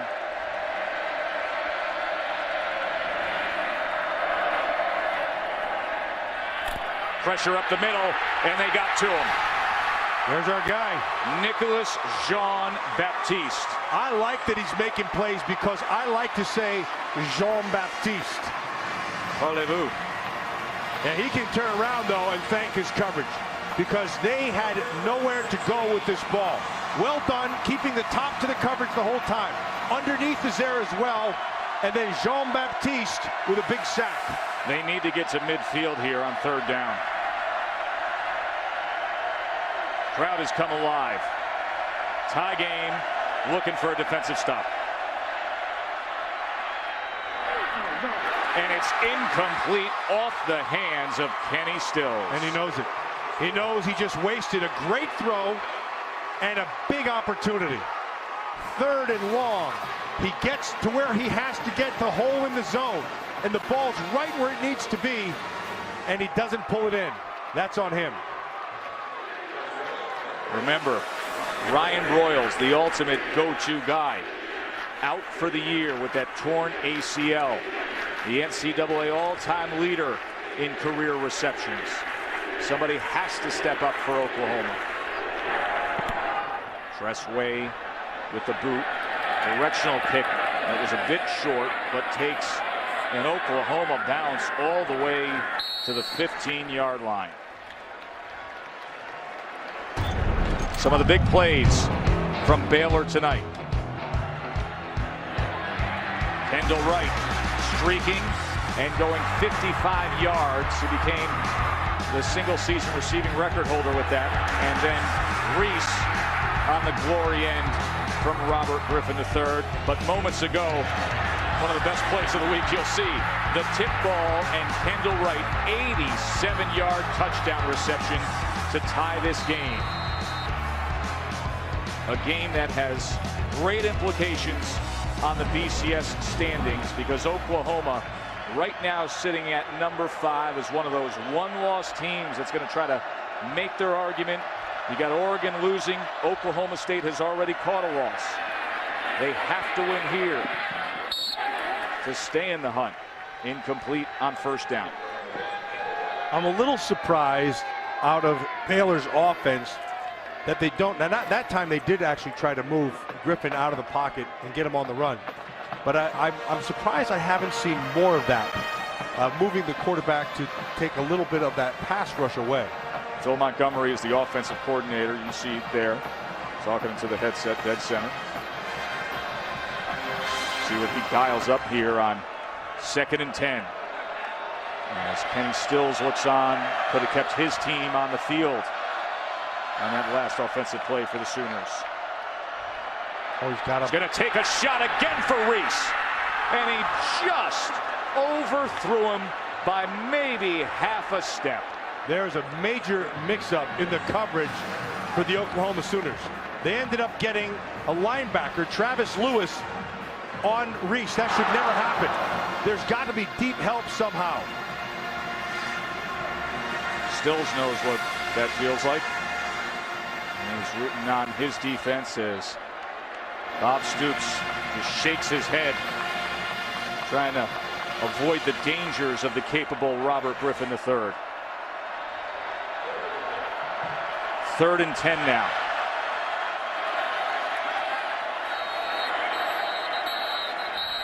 And a timeout is going to be called by Coach Art Briles and the Baylor Bears. Time for tonight's Big Picture, brought to you by Sony.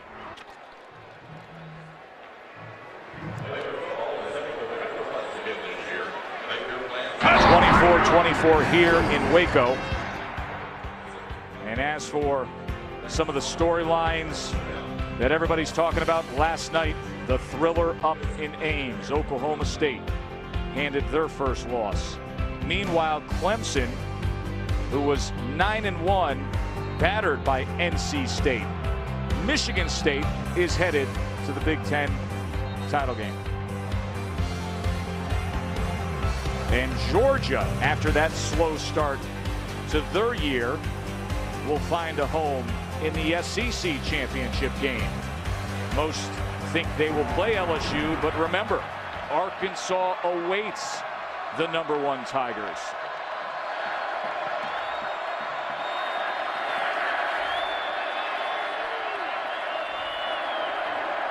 Third and 10 now for Griffin. Steps up against the pressure and completes it for a first down to Kendall Wright. That was really well done by Griffin. His eyes were down the field the whole time. And Kendall Wright, you see him going in motion to the bottom of your screen. He knows where Wright is right away. And there he comes to the middle of the field. Quick snap to Ganaway, and he runs for close to 10 yards. Good inside run by the 240-pound senior. Now they pick up that pace, Matt. And they need to. They keep him off balance. It's the same thing that Oklahoma tries to do to their opposition. And now they're getting a little bit of the dose back at him. Well, you just blink with Robert Griffin, and he's over 300 yards. He's going for 330 and 2 touchdowns. Looking to add to that here. But here with green grass ahead of him, look at the speed. and he smartly settles in before making contact inside the 35. But you give him that one moment to make a decision, and he's downfield. And he noticed it right away. He saw the coverage, and he saw the passing lane, which turned into a running lane, and you're not catching him. 24-yard run by RG3.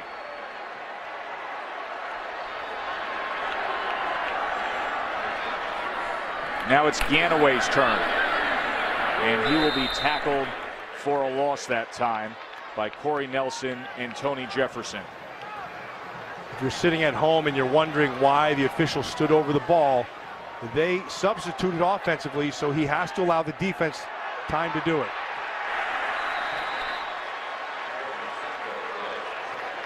That is Tony Jefferson. Plays that hybrid linebacker safety. They call it the Roy Williams position after one of the all-time greats. And Jefferson's play sets up this 3rd and long for Baylor. 3rd and 17, trying to get down to the 25-yard line. Empty backfield for Griffin. Can he get out of that mess? Backed all the way up to his 40. And then he is able to get it complete, but obviously well short as he found Jared Salubi. The guy who's impressive. Now we know that Robert Griffin III has world-class speed, but Corey Nelson is in hot pursuit of him, and he does not back down or lose a step as in his chase. Seems like we've called his name a lot tonight, doesn't it? I'm really impressed with him. They are going for it on 4th and 11, I guess in what they consider no man's land of the 36-yard line. Risk reward. Will they get it? They bring pressure on 4th and 11. And a diving effort that time by Terrence Williams, as well as the flag. Remember what happened just moments ago with Williams.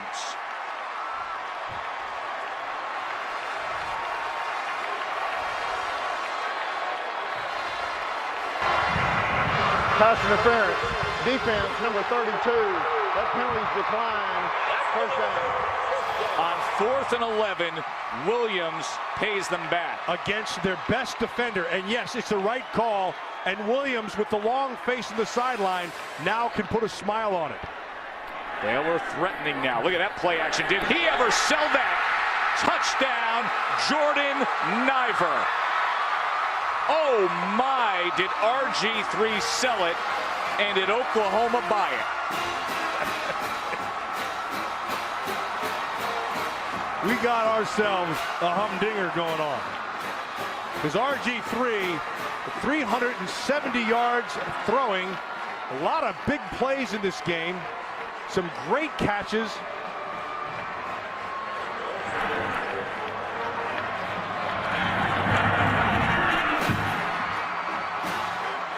Earlier in this 3rd quarter, Oklahoma had all the momentum. But Baylor now has scored 2 unanswered. Okay, here's the sell right here. Hard sell down inside. Let everybody bite. And then here he comes. Delayed off the top side. Ball where it has to be. See how he threw it to the outside of Wirt? Hard sell right there. Gets everybody, and they caught him in a blitz. And Jordan Niver, who is from Houston, he was a good recruit who actually went out and started his career playing at Stanford. But he was a Texan who wanted to come back home, and he scores there, does the 6'6", 260-pound transfer from the Pac-12 in what Baylor is hoping will be one of the biggest wins they've ever had in school history. They've never beat Oklahoma. That doesn't help. No, it doesn't. The flag comes in as Oklahoma will have good field position with that penalty. Free kick out of bounds. By rule, the ball will be placed at the 40-yard line. 1st and 10. Tuesday night, don't miss an all-new episode of ABC's Last Man Standing, nominated for the People's Choice Award for Best New Comedy. Tim Allen is the Last Man Standing, Tuesday at 8 Eastern, 7 Central on ABC. Well, I don't know that Sully from Monsters, Inc. is going to be the last man standing, but the question for college football fans is who will be one of the last teams standing in the BCS standings, which will be revealed Sunday night, 8:15 on ESPN. Reese Davis and the guys. There's going to be a lot of intrigue when Reese reveals the new BCS standings. Oklahoma State lost, Oregon is losing, and who knows what will go down here in Waco as number 5 trails now by a touchdown. Brandon Williams just about a yard and a half for the true freshman from Brookshire, Texas, one of the top recruits in the country. And that play, the tackle was made inside, but Jean-Baptiste made the play. Had a nice push up the field and forced everything back inside where it looked like Coffey was able to clean it up. They needed the big 335-pound space filler to have a big night, and he's doing so. 2nd and 9 now. Empty for Landry Jones. A little bit of pressure off the edge, but he gets it complete out to the 47-yard line to James Hanna. James Hanna's had a nice night here tonight. Sure has. Had a couple of big plays, and now we got that 3rd down.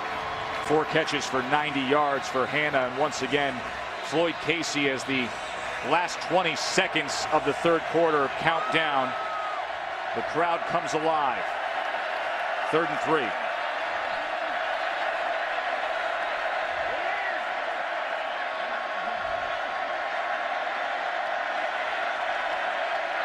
Phil Bennett is signaling as fast as he can on the sidelines. Could it be one of those special nights here in Waco when finally victory is theirs over the Sooners? 0 for 20 previously. After our game tonight for your late local news on most of these ABC stations, and over on ESPN you can catch SportsCenter for post-game analysis of this game as well as all of today's scores and highlights. We got a thriller here in Waco, and Oklahoma is facing a 3rd and 3 against the upset-minded Baylor Bears. And complete for the first down to Trey Miller. Glad you're with us.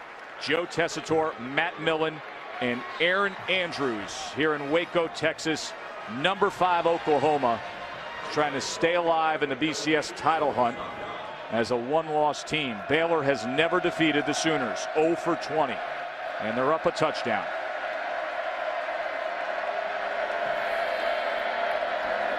Stills unable to get to the edge as he was forced out by Elliott Coffey.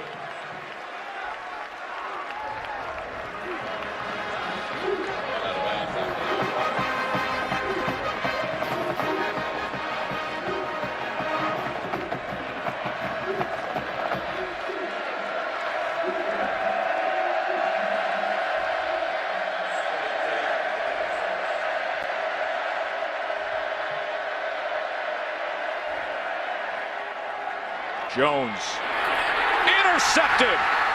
K.J. Morton with the pickoff.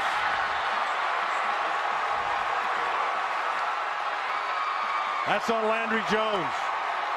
Morton plays it well. He had position the whole time. Landry Jones, just an errant throw. Well protected. You see Hanna at the top. And you see he was just hanging back there. He was waiting on it. Great job of sinking your coverage. Poor read by Landry Jones.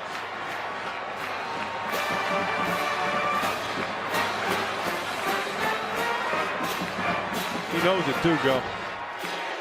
He does indeed. Jones, who has broken all the all-time records and been so good for so long, but at a crucial time like that, mistakes can be costly. Let's see if Baylor makes them pay. Griffin downfield, and in stride is Sampson. He breaks free, cuts down to the 24-yard line. Here come the Bears. Keep in mind, this was the offensive line that was getting pummeled at the beginning of the game, but not anymore. And because of the protection, Sampson gets to the middle of the field, and then he's just off to the races. 50-yard reception. for Lanier Sampson.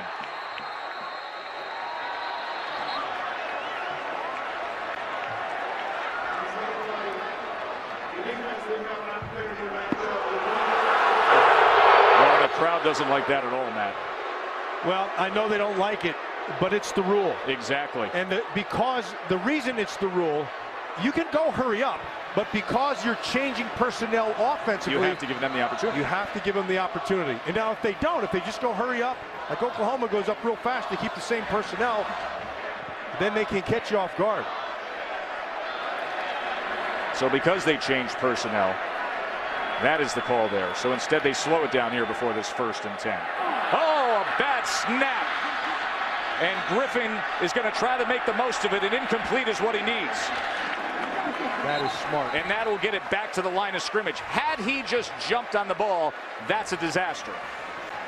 And it took a fortuitous bounce. He's able to pick it up. But this thing, he's not even ready for it. It just goes flying past his left shoulder.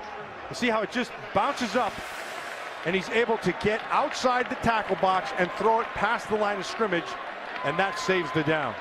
Philip Blake is the center. He's a Canadian who is considered an NFL prospect, goes 6'3", 320. So now it just shapes up as a 2nd and 10 for Griffin and the Bears. And here is Griffin, tried to stiff arm his way to some freedom, and a flag comes in right at the spot. As Travis Lewis maybe got a chunk of the face mask. I thought actually that was a pretty good play by Travis Lewis. He came from inside out. That's hard to do against Personal Griffin. foul, face mask, defense, number 32. Half the distance to the goal from the end of the run, automatic 1st down. Watch him come from inside out. He got it. He got the steal. Referee Mike DeFee called it number 32. It's obviously number 28, Travis Lewis. So the ball will be placed at the 11-yard line. Actually, Joe, I think a pretty well officiated game here tonight. I agree. We had a couple touchdowns brought back with penalties. So 1st down at the 11. Ganaway. Touchdown, Baylor.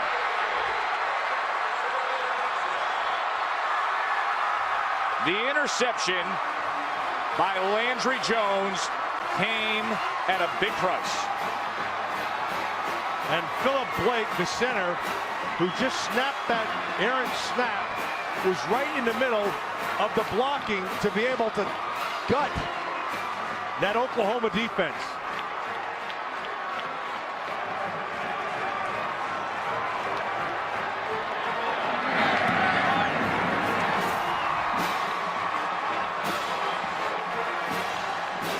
It all started with K.J. Morton, the Baylor cornerback. Right spot, right place with the pick.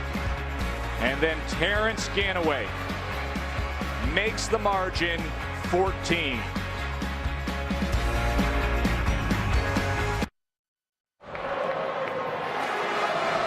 Our Pacific Life game summary presents a potential upset here in Waco, 38-24, and what a night for RG3, Matt.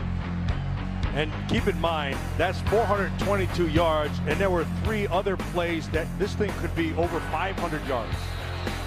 They called one back, there was a drop, and he overthrew one just by a touch. Griffin has had completions of 50, 55, 69, and 87, and a 79-yarder was called back by a penalty. Trey Franks, and the Sooners will start from about the 30-yard line. Let's go back to the touchdown by Ganaway that capped the quick strike 4-play drive that only took 1:21. There's Blake, the center. This is redemption time. There's Koffold, the left guard, and Richardson, Cyril Richardson, 68, the left tackle. Niver, the tight end. Watch all good assignments, knowing what you're doing. Niver to second level. Here's the opportunity to make the play. You have to make it right there. It's Corey Nelson. Just runs right through it, and everybody else is blocked, and it's 6 quick.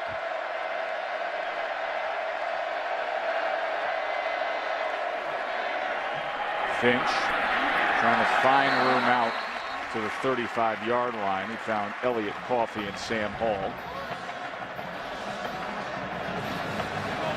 There's Ganaway, Baylor. And we were 3 talking touchdowns after Oklahoma scored 2 quick ones. We were talking Ganaway just the other day, and he was saying, how will our team respond to the challenge? He wants to see who is going to come to play. And they were challenged right here in the second half. Oklahoma did exactly what you'd expect the Sooners to do when they came out from the locker room. Jones now. That was a good-looking throw to Jazz Reynolds. And a good-looking catch, knowing he's going to get hit. That's Sam Hall right there. He's staring right in the face of Hall. He knows the ball's to the inside, but he still goes and gets it. And look at the hit he took to that left arm. And he waved over the medical staff immediately, did Jazz Reynolds, the receiver.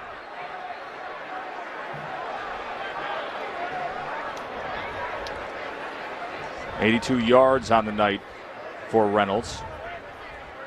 He's had 4 touchdowns in their last 3 games, and he's one of the guys they pointed to as a sophomore with size and speed and those big hands, as a guy who could step up in the absence of the star receiver Ryan Broyles, who's out for the year. And you know, when speaking of Ryan Broyles, we're saying who's going to take that spot, who's going to step up. It's not the move the chains catches. It's the critical catches that Ryan Broyles brought to this offense. The one that Kenny Stills dropped. That's the one that Ryan Broyles takes to the bank.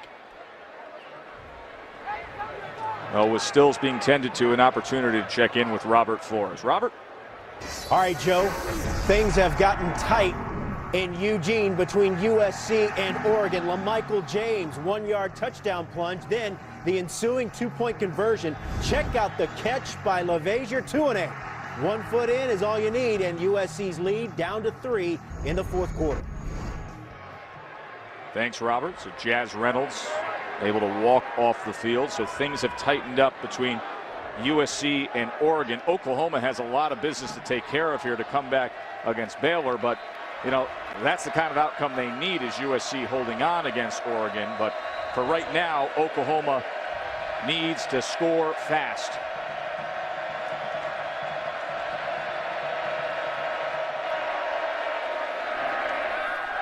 Jones dumps it off, and that was Trent Rattery, who had nowhere to go. Elliott Coffey found him. Now is the time, if you're the Oklahoma Sooners, your big players have to make a big play, because this is the time. The 11-minute mark, you're down by 14. Your whole season's still in front of you. Who will step up?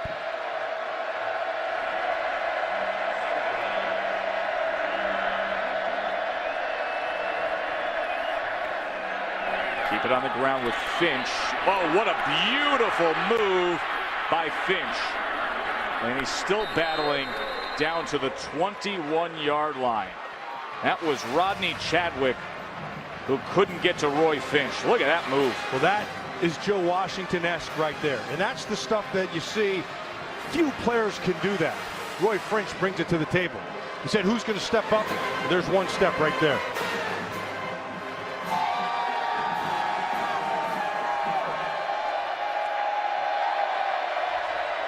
First down at the 21. Trying to cut into this Baylor lead. Jones. And he's just going to launch this out of bounds. He didn't have a lot of options on that far side of the field. Ahmad Dixon came after him with a little bit of pressure. You know, I've been talking about Roy Finch and Joe Washington. As you look at Bill Bennett, the defensive coordinator, Joe Washington was a great player at the University of Oklahoma, an All-American here back in the 70s, and a great professional player. And he had the whole package. Roy Finch has a touch of it. 2nd and 10 now. Pressure off the edge, and they get to Roy Finch that time. Elliott Coffey got to him. Dixon was coming in off the edge, and Coffey found Roy Finch. So it'll be a 3rd and long now. Coffey came on a blitz, sets up this big 3rd down, but Coffey's played himself a whale of a football game here tonight. Had a big one last week, and he's following it up with another big one. Heart and soul of this defense is the senior linebacker, number 4, Coffey. 3rd and 14. coming up on the 10-minute mark, and number 5 is trailing by 2 scores. Jones pumps once, then to the air, and he overthrew Trent Rattery.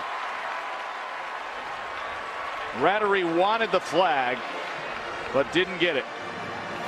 Looked like Coffey had the coverage on him down the field. Rattery's not going to win any races here.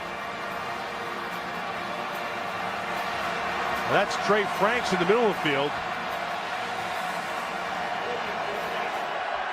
Bob Stoops can only look on now and hope for the best on a 4th and 14. Who will make the big play?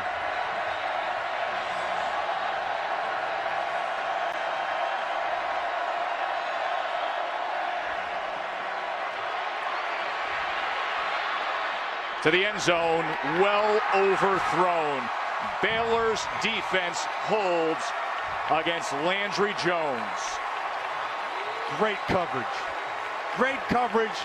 Kept Jones inside the pocket, but down the field, nowhere to go with the football. How about the job they did on Jazz Reynolds, covering him well on 4th down.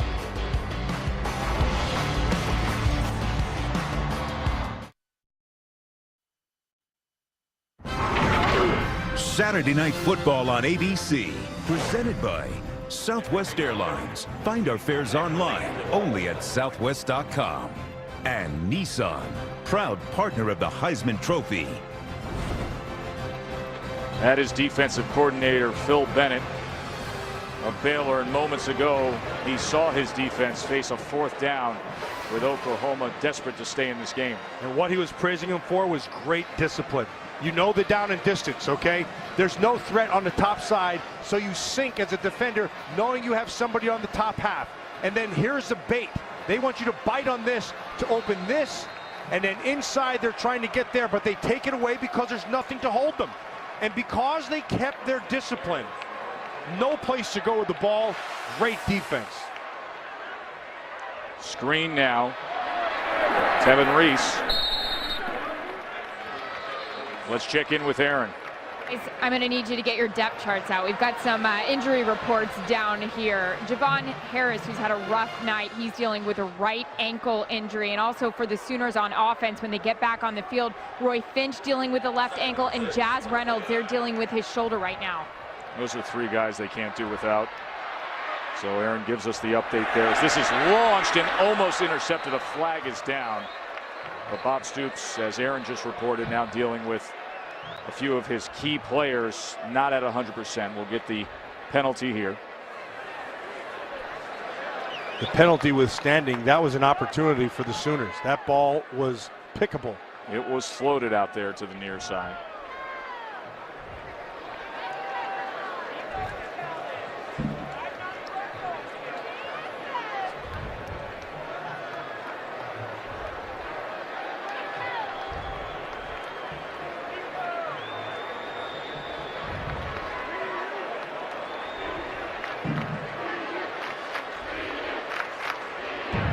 Illegal substitution offense.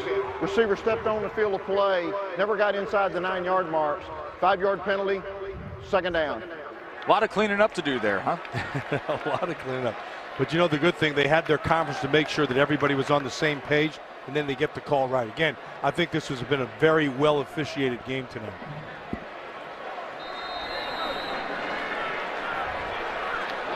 Second and 11 for Robert Griffin III, who just needs 5 yards to surpass his school record for passing yards in a game. He has 426 as it stands. There you go. And he's going to be close to the record right there. You got it right there. It's a gain of 6. Robert Griffin, a real confident guy. Had a nice conversation with him yesterday, and he knows exactly what he wants to do and how he's doing it. Just another 433-yard day. 3rd and 4 now. There was movement there on the left side of the line as Oklahoma showed a bit of pressure. Offense, number 68, 5-yard penalty, 3rd down.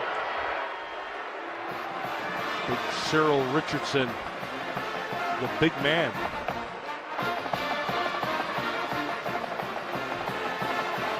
So they back him up here on 3rd down. The 3rd and 9.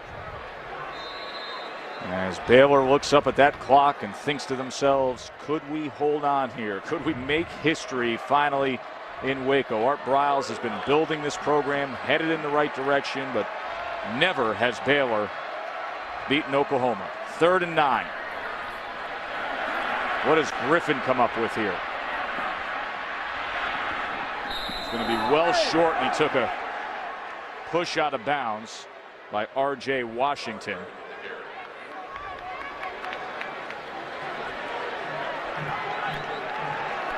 What's lost in all that was the ability of the Oklahoma Sooner defense to get this ball back. The 9-minute mark, there's lots of time for them to score. We know how fast these teams can score. They don't waste any time offensively. So Roth on to kick to Kenny Stills, and he should give them very good field position as he's awaiting this at the 40. They come after it a bit, and it's a very good kick by Roth. Back Stills up inside the 20. And he loses the ball out of bounds at about the 25. That was Lanier Sampson, the wide receiver, playing special teams. 8:27 to go. Oklahoma with the ball, trailing by 14 when we return. We're going to try to figure out the BCS. Tomorrow night on ESPN, you can join Reese Davis, Kirk Herbstreit, and Craig James for BCS Countdown. They're going to unveil the latest BCS poll. BCS Countdown presented by Vizio tomorrow night, 8:15 Eastern on ESPN.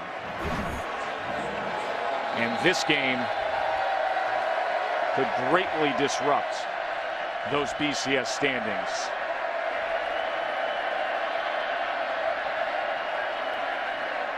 It's Brandon Williams, and Williams cuts back and does so with ease for a gain of about 12 yards and a 1st down. Williams is the true freshman who was an early enrollee last January.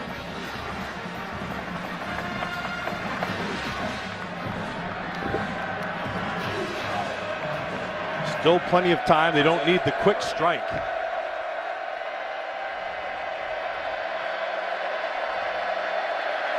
Jones on 1st down. Complete. And another, well, close to a 1st down to DeJuan Miller. Meanwhile, in Oregon, USC has pulled the upset. So Oklahoma fans would love to see a rally here, as number 4, the team that sits just in front of them, has lost.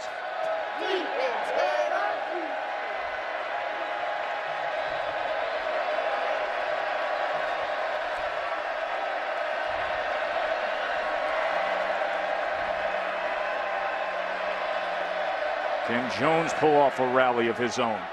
Williams now, and look at Brandon Williams. Another 12 yards as they cross midfield down to the 40-yard line, tackled by Sam Hall. Nice vision by Williams. Starting to the right, they cut that backside off, and he sees it right away and just out the back gate. They're on a move. Coming up on the 7-minute mark, but they move so fast. Plenty of time if they can score here. And complete again. DeJuan Miller gets free for another 1st down. Really nice job of protection inside. And then because of that protection, you're able to get isolated. And a poor job of tackling on the corner. You can't do that.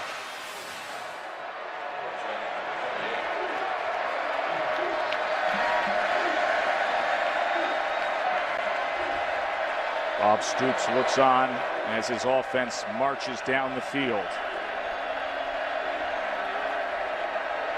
Remember, Roy Finch, as Aaron discussed, banged up, so Brandon Williams getting time at running back. And this is incomplete. He tried to connect with DeJuan Miller. That's a high-low concept, and it's 3 levels. And so what they're going to do is they're going to take Stills, get him to the top. Miller is in the middle, and underneath, what you don't see, and that you got to make that catch. What you don't see, underneath, you see the back right there.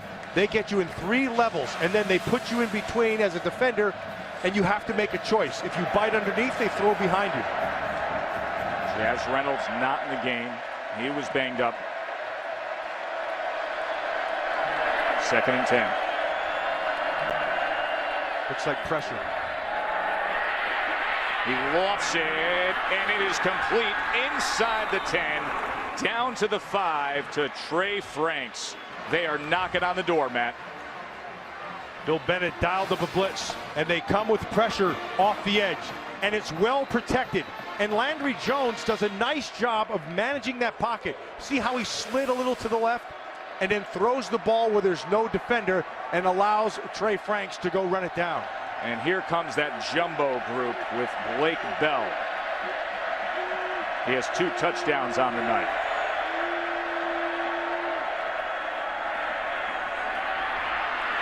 It is just too easy for Blake Bell, and Oklahoma is right back in this game. They have run that play 4 times. Every time it's the same play, it's the same result. They don't even disguise anything. Here comes a big fullback, Kowski. Trey Miller right back there. Just good power football. But if you're going to be a fullback, that's the name you want on your back, Ripkowski. That just sounds like a blocking fullback, doesn't it? Sure does.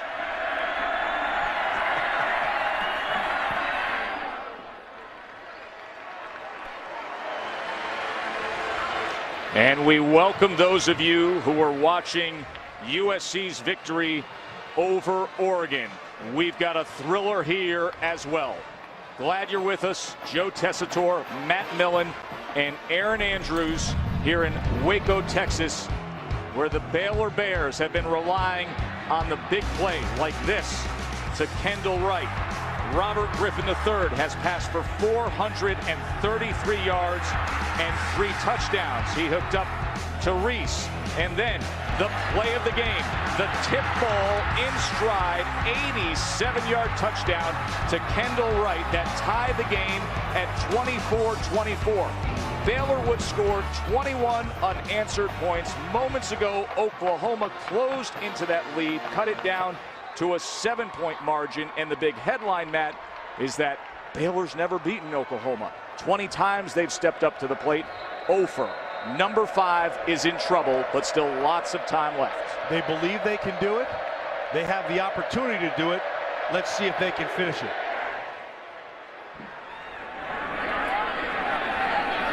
And Goodley will just down it. Let's check in with Aaron Andrews. Aaron? And Tess, as Oklahoma marched in for that score there, I had my eye on Robert Griffin III and Kendall Wright as well on the sidelines. No emotions. They looked at the Jumbotron. They saw Oklahoma score. They looked back out on the field. Now, of course, they're in the huddle on the field. And again, these guys, ice through their veins, Joe Tess. Just absolutely no expression. Stone Cold Austin as they take the field here. Top 10 teams have lost this week. Number 2, Oklahoma State. Number 4, Oregon, Clemson. And could it be number 5? Aaron Andrews, you are right on the money. Kendall Wright is the guy. Since that big tip and touchdown, we have not heard from him. It's time for him to show up. Here's Griffin. And he keeps it himself and surges ahead for 10 yards.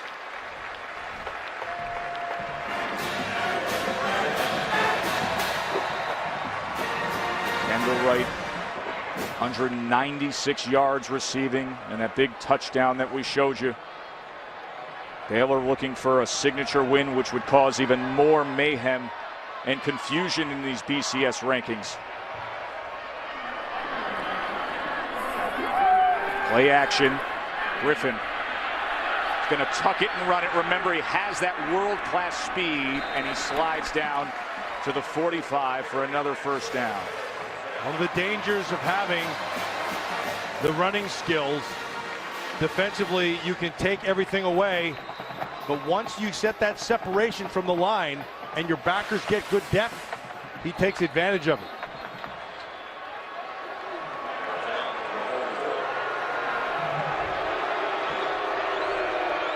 Oklahoma fans looked up at that score all night long and saw Oregon trailing USC, hoping that number 4 right in front of them would take the loss. Well, they did, but now Oklahoma has to dig out of a hole. And they need to stop Griffin in order to do it. Inside handoff goes to Ganaway, just a couple of yards there. Let's show you the BCS standings. Of course, last night the thriller up in Ames started to put everything into this blender, and it's been mixed up all day long. Number 2 has gone down. Number 4 has gone down, and what will happen and how will this unfold here in Waco is the next question to be answered.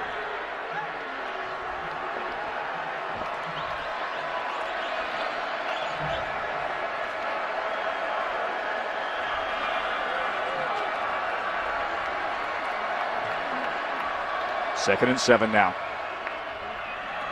Screen game. That's a backward pass. And that is going to be marked all the way back at the 37-yard line. As that lateral went out of bounds, Reese couldn't control it. DeMontre Hurst was in defensively, so that'll back him up here on a 3rd and long. DeMontre Hurst read that really quickly, and even had he caught that ball, he would have been tackled for the loss. Of course, it went out of bounds and sets up this 3rd down. As Aaron reported earlier, Ronell Lewis, Javon Harris starting defensive end and starting free safety for Oklahoma, injured and out.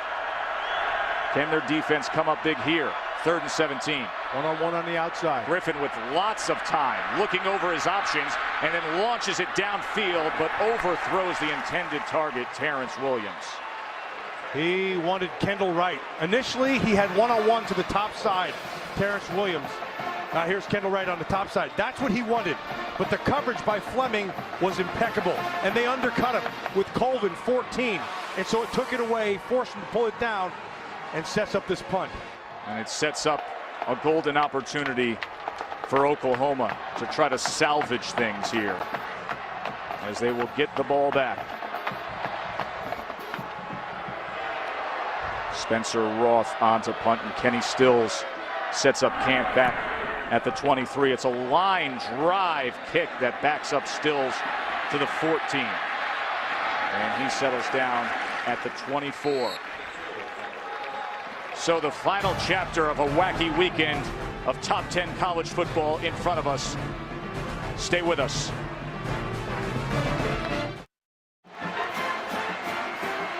On the left, you have Baylor faithful hoping to break the 0-for-20 streak against Oklahoma. On the right, you have Rally Caps. Number 5 is trailing by a touchdown with just 3:29 to play.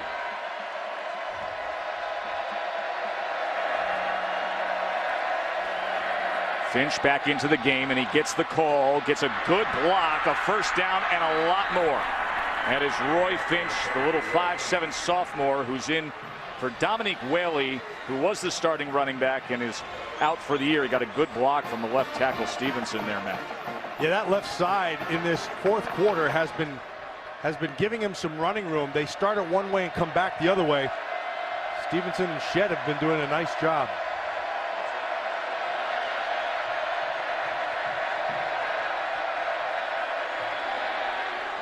Finch again, this time nowhere to go against that front 7 of Baylor, as it was K'Ron Johnson who was able to find him. Baylor defensively in their interior, they've stepped to the plate. We've seen Jean-Baptiste make some plays. We've seen K'Ron Johnson make some plays. They've done well. Brennan Clay now comes in as the back on 2nd and 10. Jones with time, and he goes to Clay out of the backfield. And it'll make for a 3rd and about 5. And so this is all 4 down from here. Landry Jones shows real nice patience. He wants something deep, but he'll take it underneath. Here's Jones now. Over the middle and in stride is Jazz Reynolds.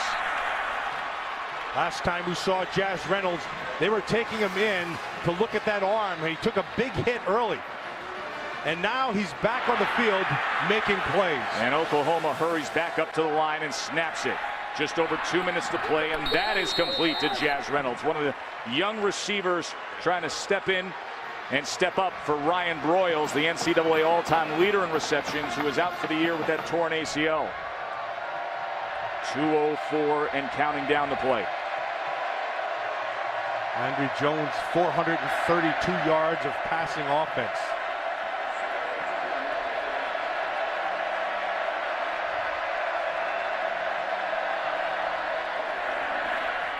They go with the screen, Trey Franks, and he's going to have a Sooners first down as the clock will stop as they move the chains. 141.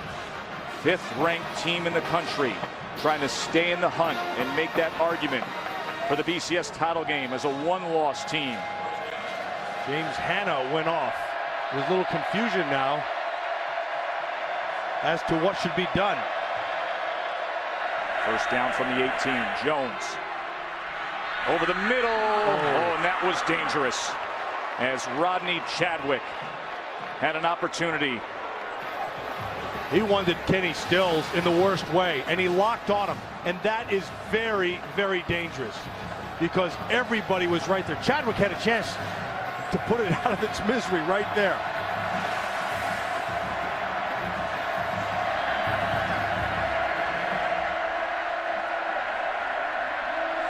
.435 for Jones, but he needs a little more magic here. Complete to the 11-yard line to Rattery. Rattery in for Hanna, who just went off a little while ago. Doesn't have the same movement that Hanna has. Third down, they can get a first down at the 8-yard line. 4-down territory. Jones, plenty of time, goes with Clay. First down, and he scoots out. It'll be first and goal, Oklahoma, with 55 seconds remaining.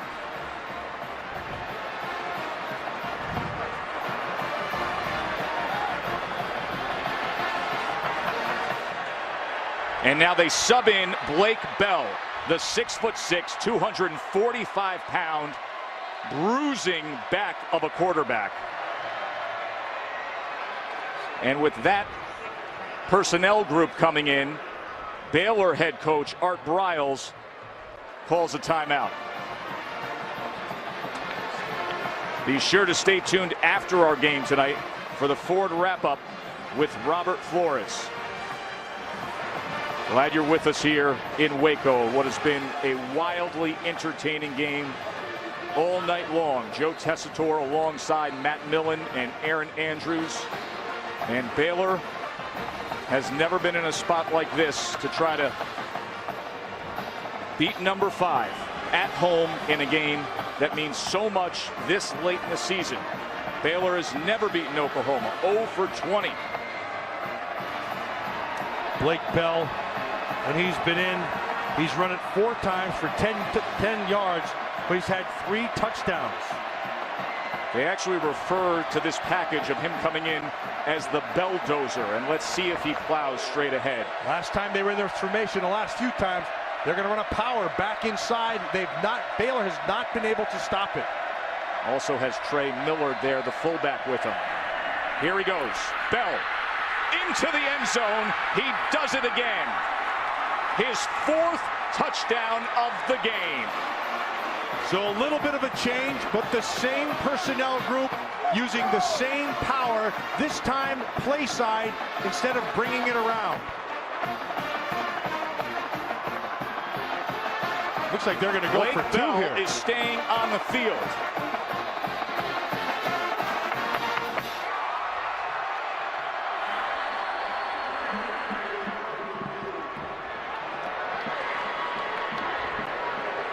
The officials are going to have a review here, but Blake Bell was not running off, and place kicker Michael Honeycutt was not running out, Matt. No, they have not. And when I'm saying they, this Baylor defense has not stopped this power all night long. Ripkowski, Millard, Shed, 74 is Shed. Millard, 33. Ripkowski, 48. They just blow right through the middle of this defense. Let's see if his knee is down anywhere. His knee's down, but the ball's over. Well, the ball's over by about 2 feet at that point that his knee is down, but replay official David Ames is taking a look here. Now, you say they haven't stopped him. He has scored 4 touchdowns with the power game down at the goal line. But does that give you enough faith to go for 2? Doesn't matter what we think, I'll tell you that right now. But well, that's the decision being made. Well, Josh Heupel is going to make that decision along with head coach Bob Stoops. And what they're saying is, we have been winning the line of scrimmage. We have been beating them, changing the line of scrimmage to their side of the ball. Nobody stopped them all night long with that play.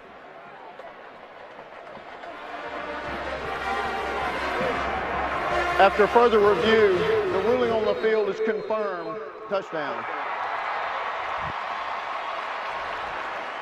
So they pull within 1, and now the decision to be made. And keep in mind of what's on the line. Oklahoma State, number 2, was upset last night up at Ames. Oregon, number 4, was upset. And Oklahoma is trying to stay alive. Bob Stoops. And be a part of that argument for the BCS national title game. They want to end this sucker right here. This is big. Bob Stoops making the decision to go for 2. Key those fullbacks.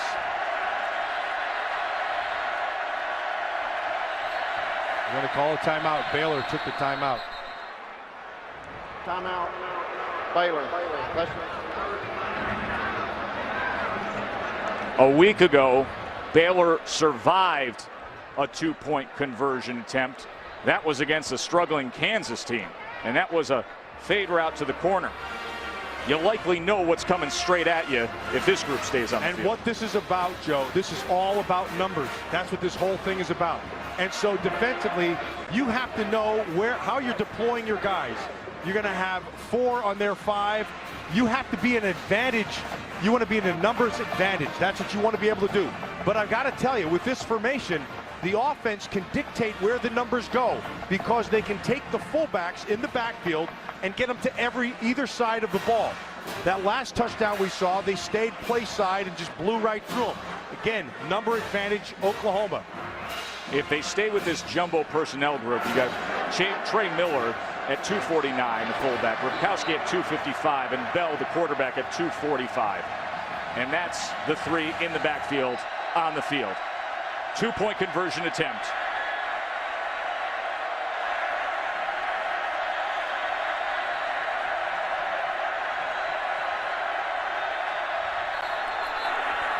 Flag came in there, and there was motion. Now they'll have to kick it. False start. Offense. Number 74. 5-yard penalty. Retry. That was a gutsy call by Bob Stoops. He wanted every bit of it. It's that time of the year. Risk reward, but now the decision made for them. Shed, just that movement right there makes the decision to kick this extra point. So on comes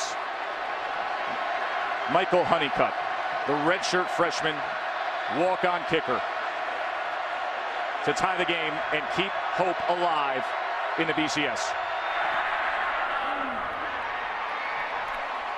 38-38. 51 seconds remain.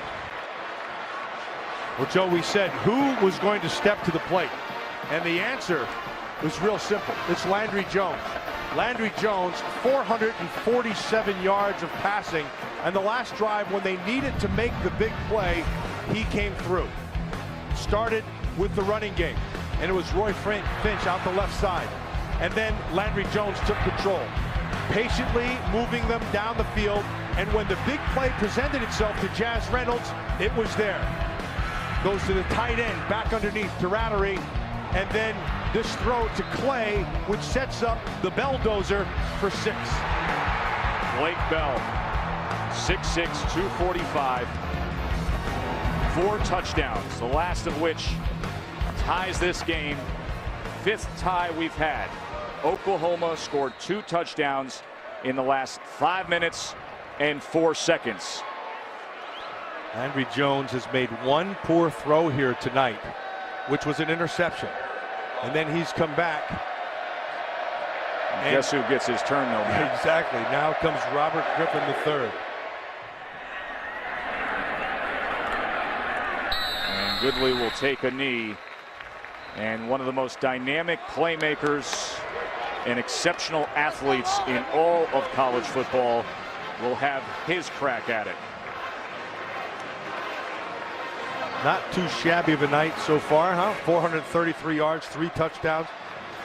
One of them called back, one of them dropped, another one just missed by a few inches, or that thing would be over 600 yards.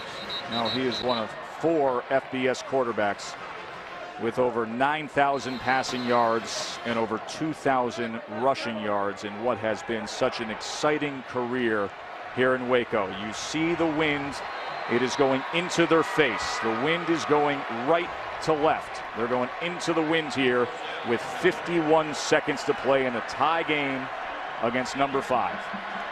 Now is the time that the Oklahoma defensive front needs the same pressure they had to start the game. They're going to keep it on the ground with Ganaway. No timeouts for Baylor. Well, they're saying they're going to go to OT. And now Oklahoma will say, well, we've got 3 of these. So they will take a timeout as Bob Stoops will try to manage the clock and see how this plays out. Let's update you with those BCS standings. Number 1, LSU unharmed. Number 2 took it on the chin up in Ames. Alabama, they're sitting there as a 1-loss team with a glossy resume. Oregon, in a thriller against USC, they go down. And Baylor trying to do the same to Oklahoma in a tie game here. If Oklahoma survives, well, they're still in what's going to be a wild argument for a few weeks as to who should play for the BCS title. 2nd and 6. Remember, the 2 timeouts for Oklahoma remain. Griffin is going to keep it himself, and he is dangerous in full stride. Griffin picks up a block but could not stay in bounds. But a big gainer out to the 45-yard line with 36 seconds remaining. And that timeout just turned around and bit him in the rear end. Courtesy of Robert Griffin's speed. Boy, as soon as he saw the coverage, he reversed his field and he was out the gate to the left side. That's Aaron Jones. Twice he has hit a 50-yarder in his career. Some more real estate to be conquered for the Bears. Here's Griffin now trying to escape the pressure. And Griffin into midfield, into Oklahoma's side of the field. And that stops the clock at 28 seconds. Well, Thomas Wirt got in his horse. If he can run, we know that Griffin has world-class speed. But Wirt saw that and knew that he had a lot of green and forced him out of bounds. That's a big play by Thomas Wirt. They need about 13 more yards for that successful range of Aaron Jones. Pressure off the edge. It is complete to Kendall Wright. Kendall Wright gets through, and Kendall Wright is down inside the 34, where Aaron Jones has hit before. 21 seconds as they move the chains. The clock stops momentarily. Remember, no timeouts for Baylor. Empty backfield for Griffin. He has time, launches it to the end zone. Touchdown! Terrence Williams!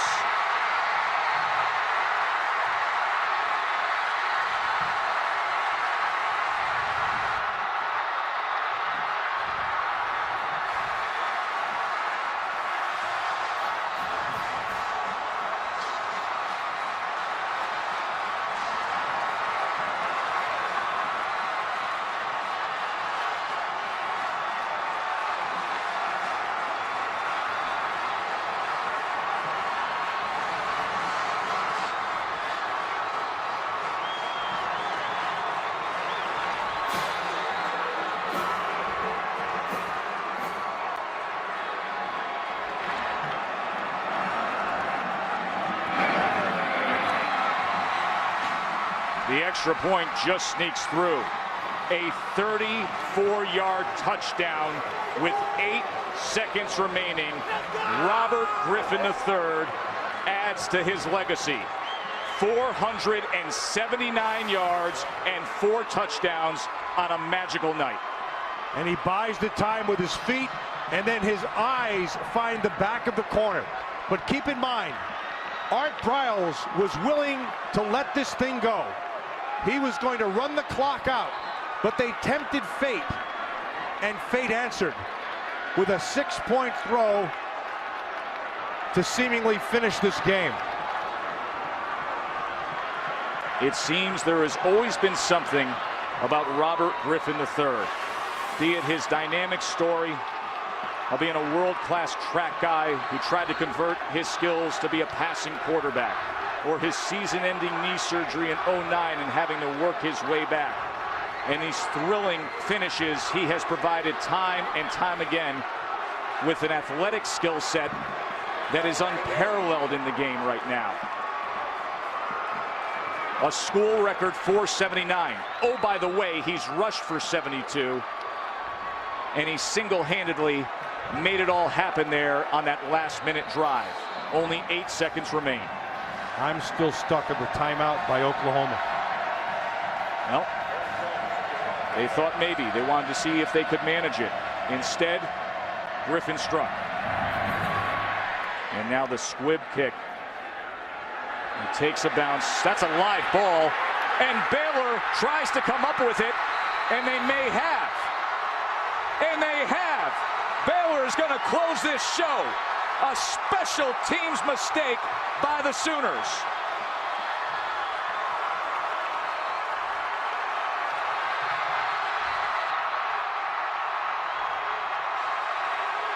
They're bringing the ball back to midfield and that bench where Baylor stands 5 seconds away from beating Oklahoma for the first time. 0 for 20 prior to tonight.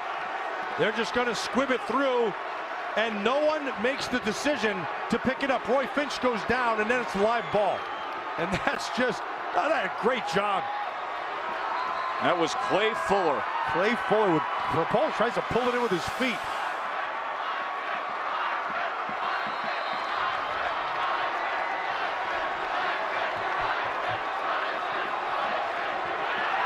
And when the story of this college football season will be told, they will remember this weekend. That put everything upside down. Iowa State, USC, and Baylor just made a mess of the BCS.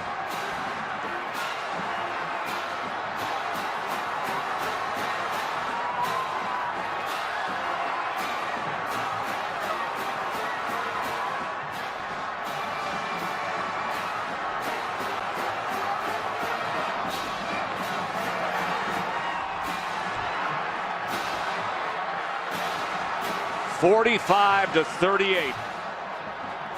4 top 10 teams lose this weekend. Baylor's first win over Oklahoma comes in dramatic fashion on a night that Robert Griffin III sets the school record for passing yards and total offense. Art Briles, the head coach who's been building this program at the small private school, taking on the big boys time and time again, he finally knocks one out of the park. What a tremendous job Art Briles has done. Aaron Andrews is with the star of the night. The star of the night. And how are you still standing with over 500 total yards for yourself? Our offensive line did a great job the whole game. We knew it was going to be a war, and I'm glad we came out with the victory. When you walked off the field after you threw that touchdown to Terrence Williams, you just sat there and you had no expression on your face. What was going through your mind? God works in mysterious ways, and you know, we had a great game today. That touchdown was a testament of that. So to win a game like that, pretty special.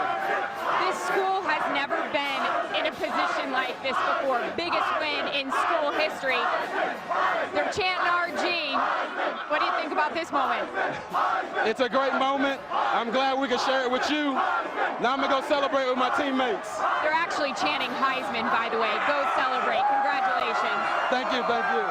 Let me tell you something, Aaron. The Heisman race is wide open, just like the BCS race. And Robert Griffin III just put forth his resume. An absolute thriller here in Waco. Number 5 is a loser. Baylor beats Oklahoma for the first time. They were 0 for 20 coming in. 45-38 is your final. Be sure to tune in next week to ABC Saturday Night Football, 8 Eastern. Notre Dame takes on number 9 Stanford. For Matt Millen, Aaron Andrews, and the crew, I'm Joe Tessitore. So long from Waco. Let's get you to Robert Flores for the 4.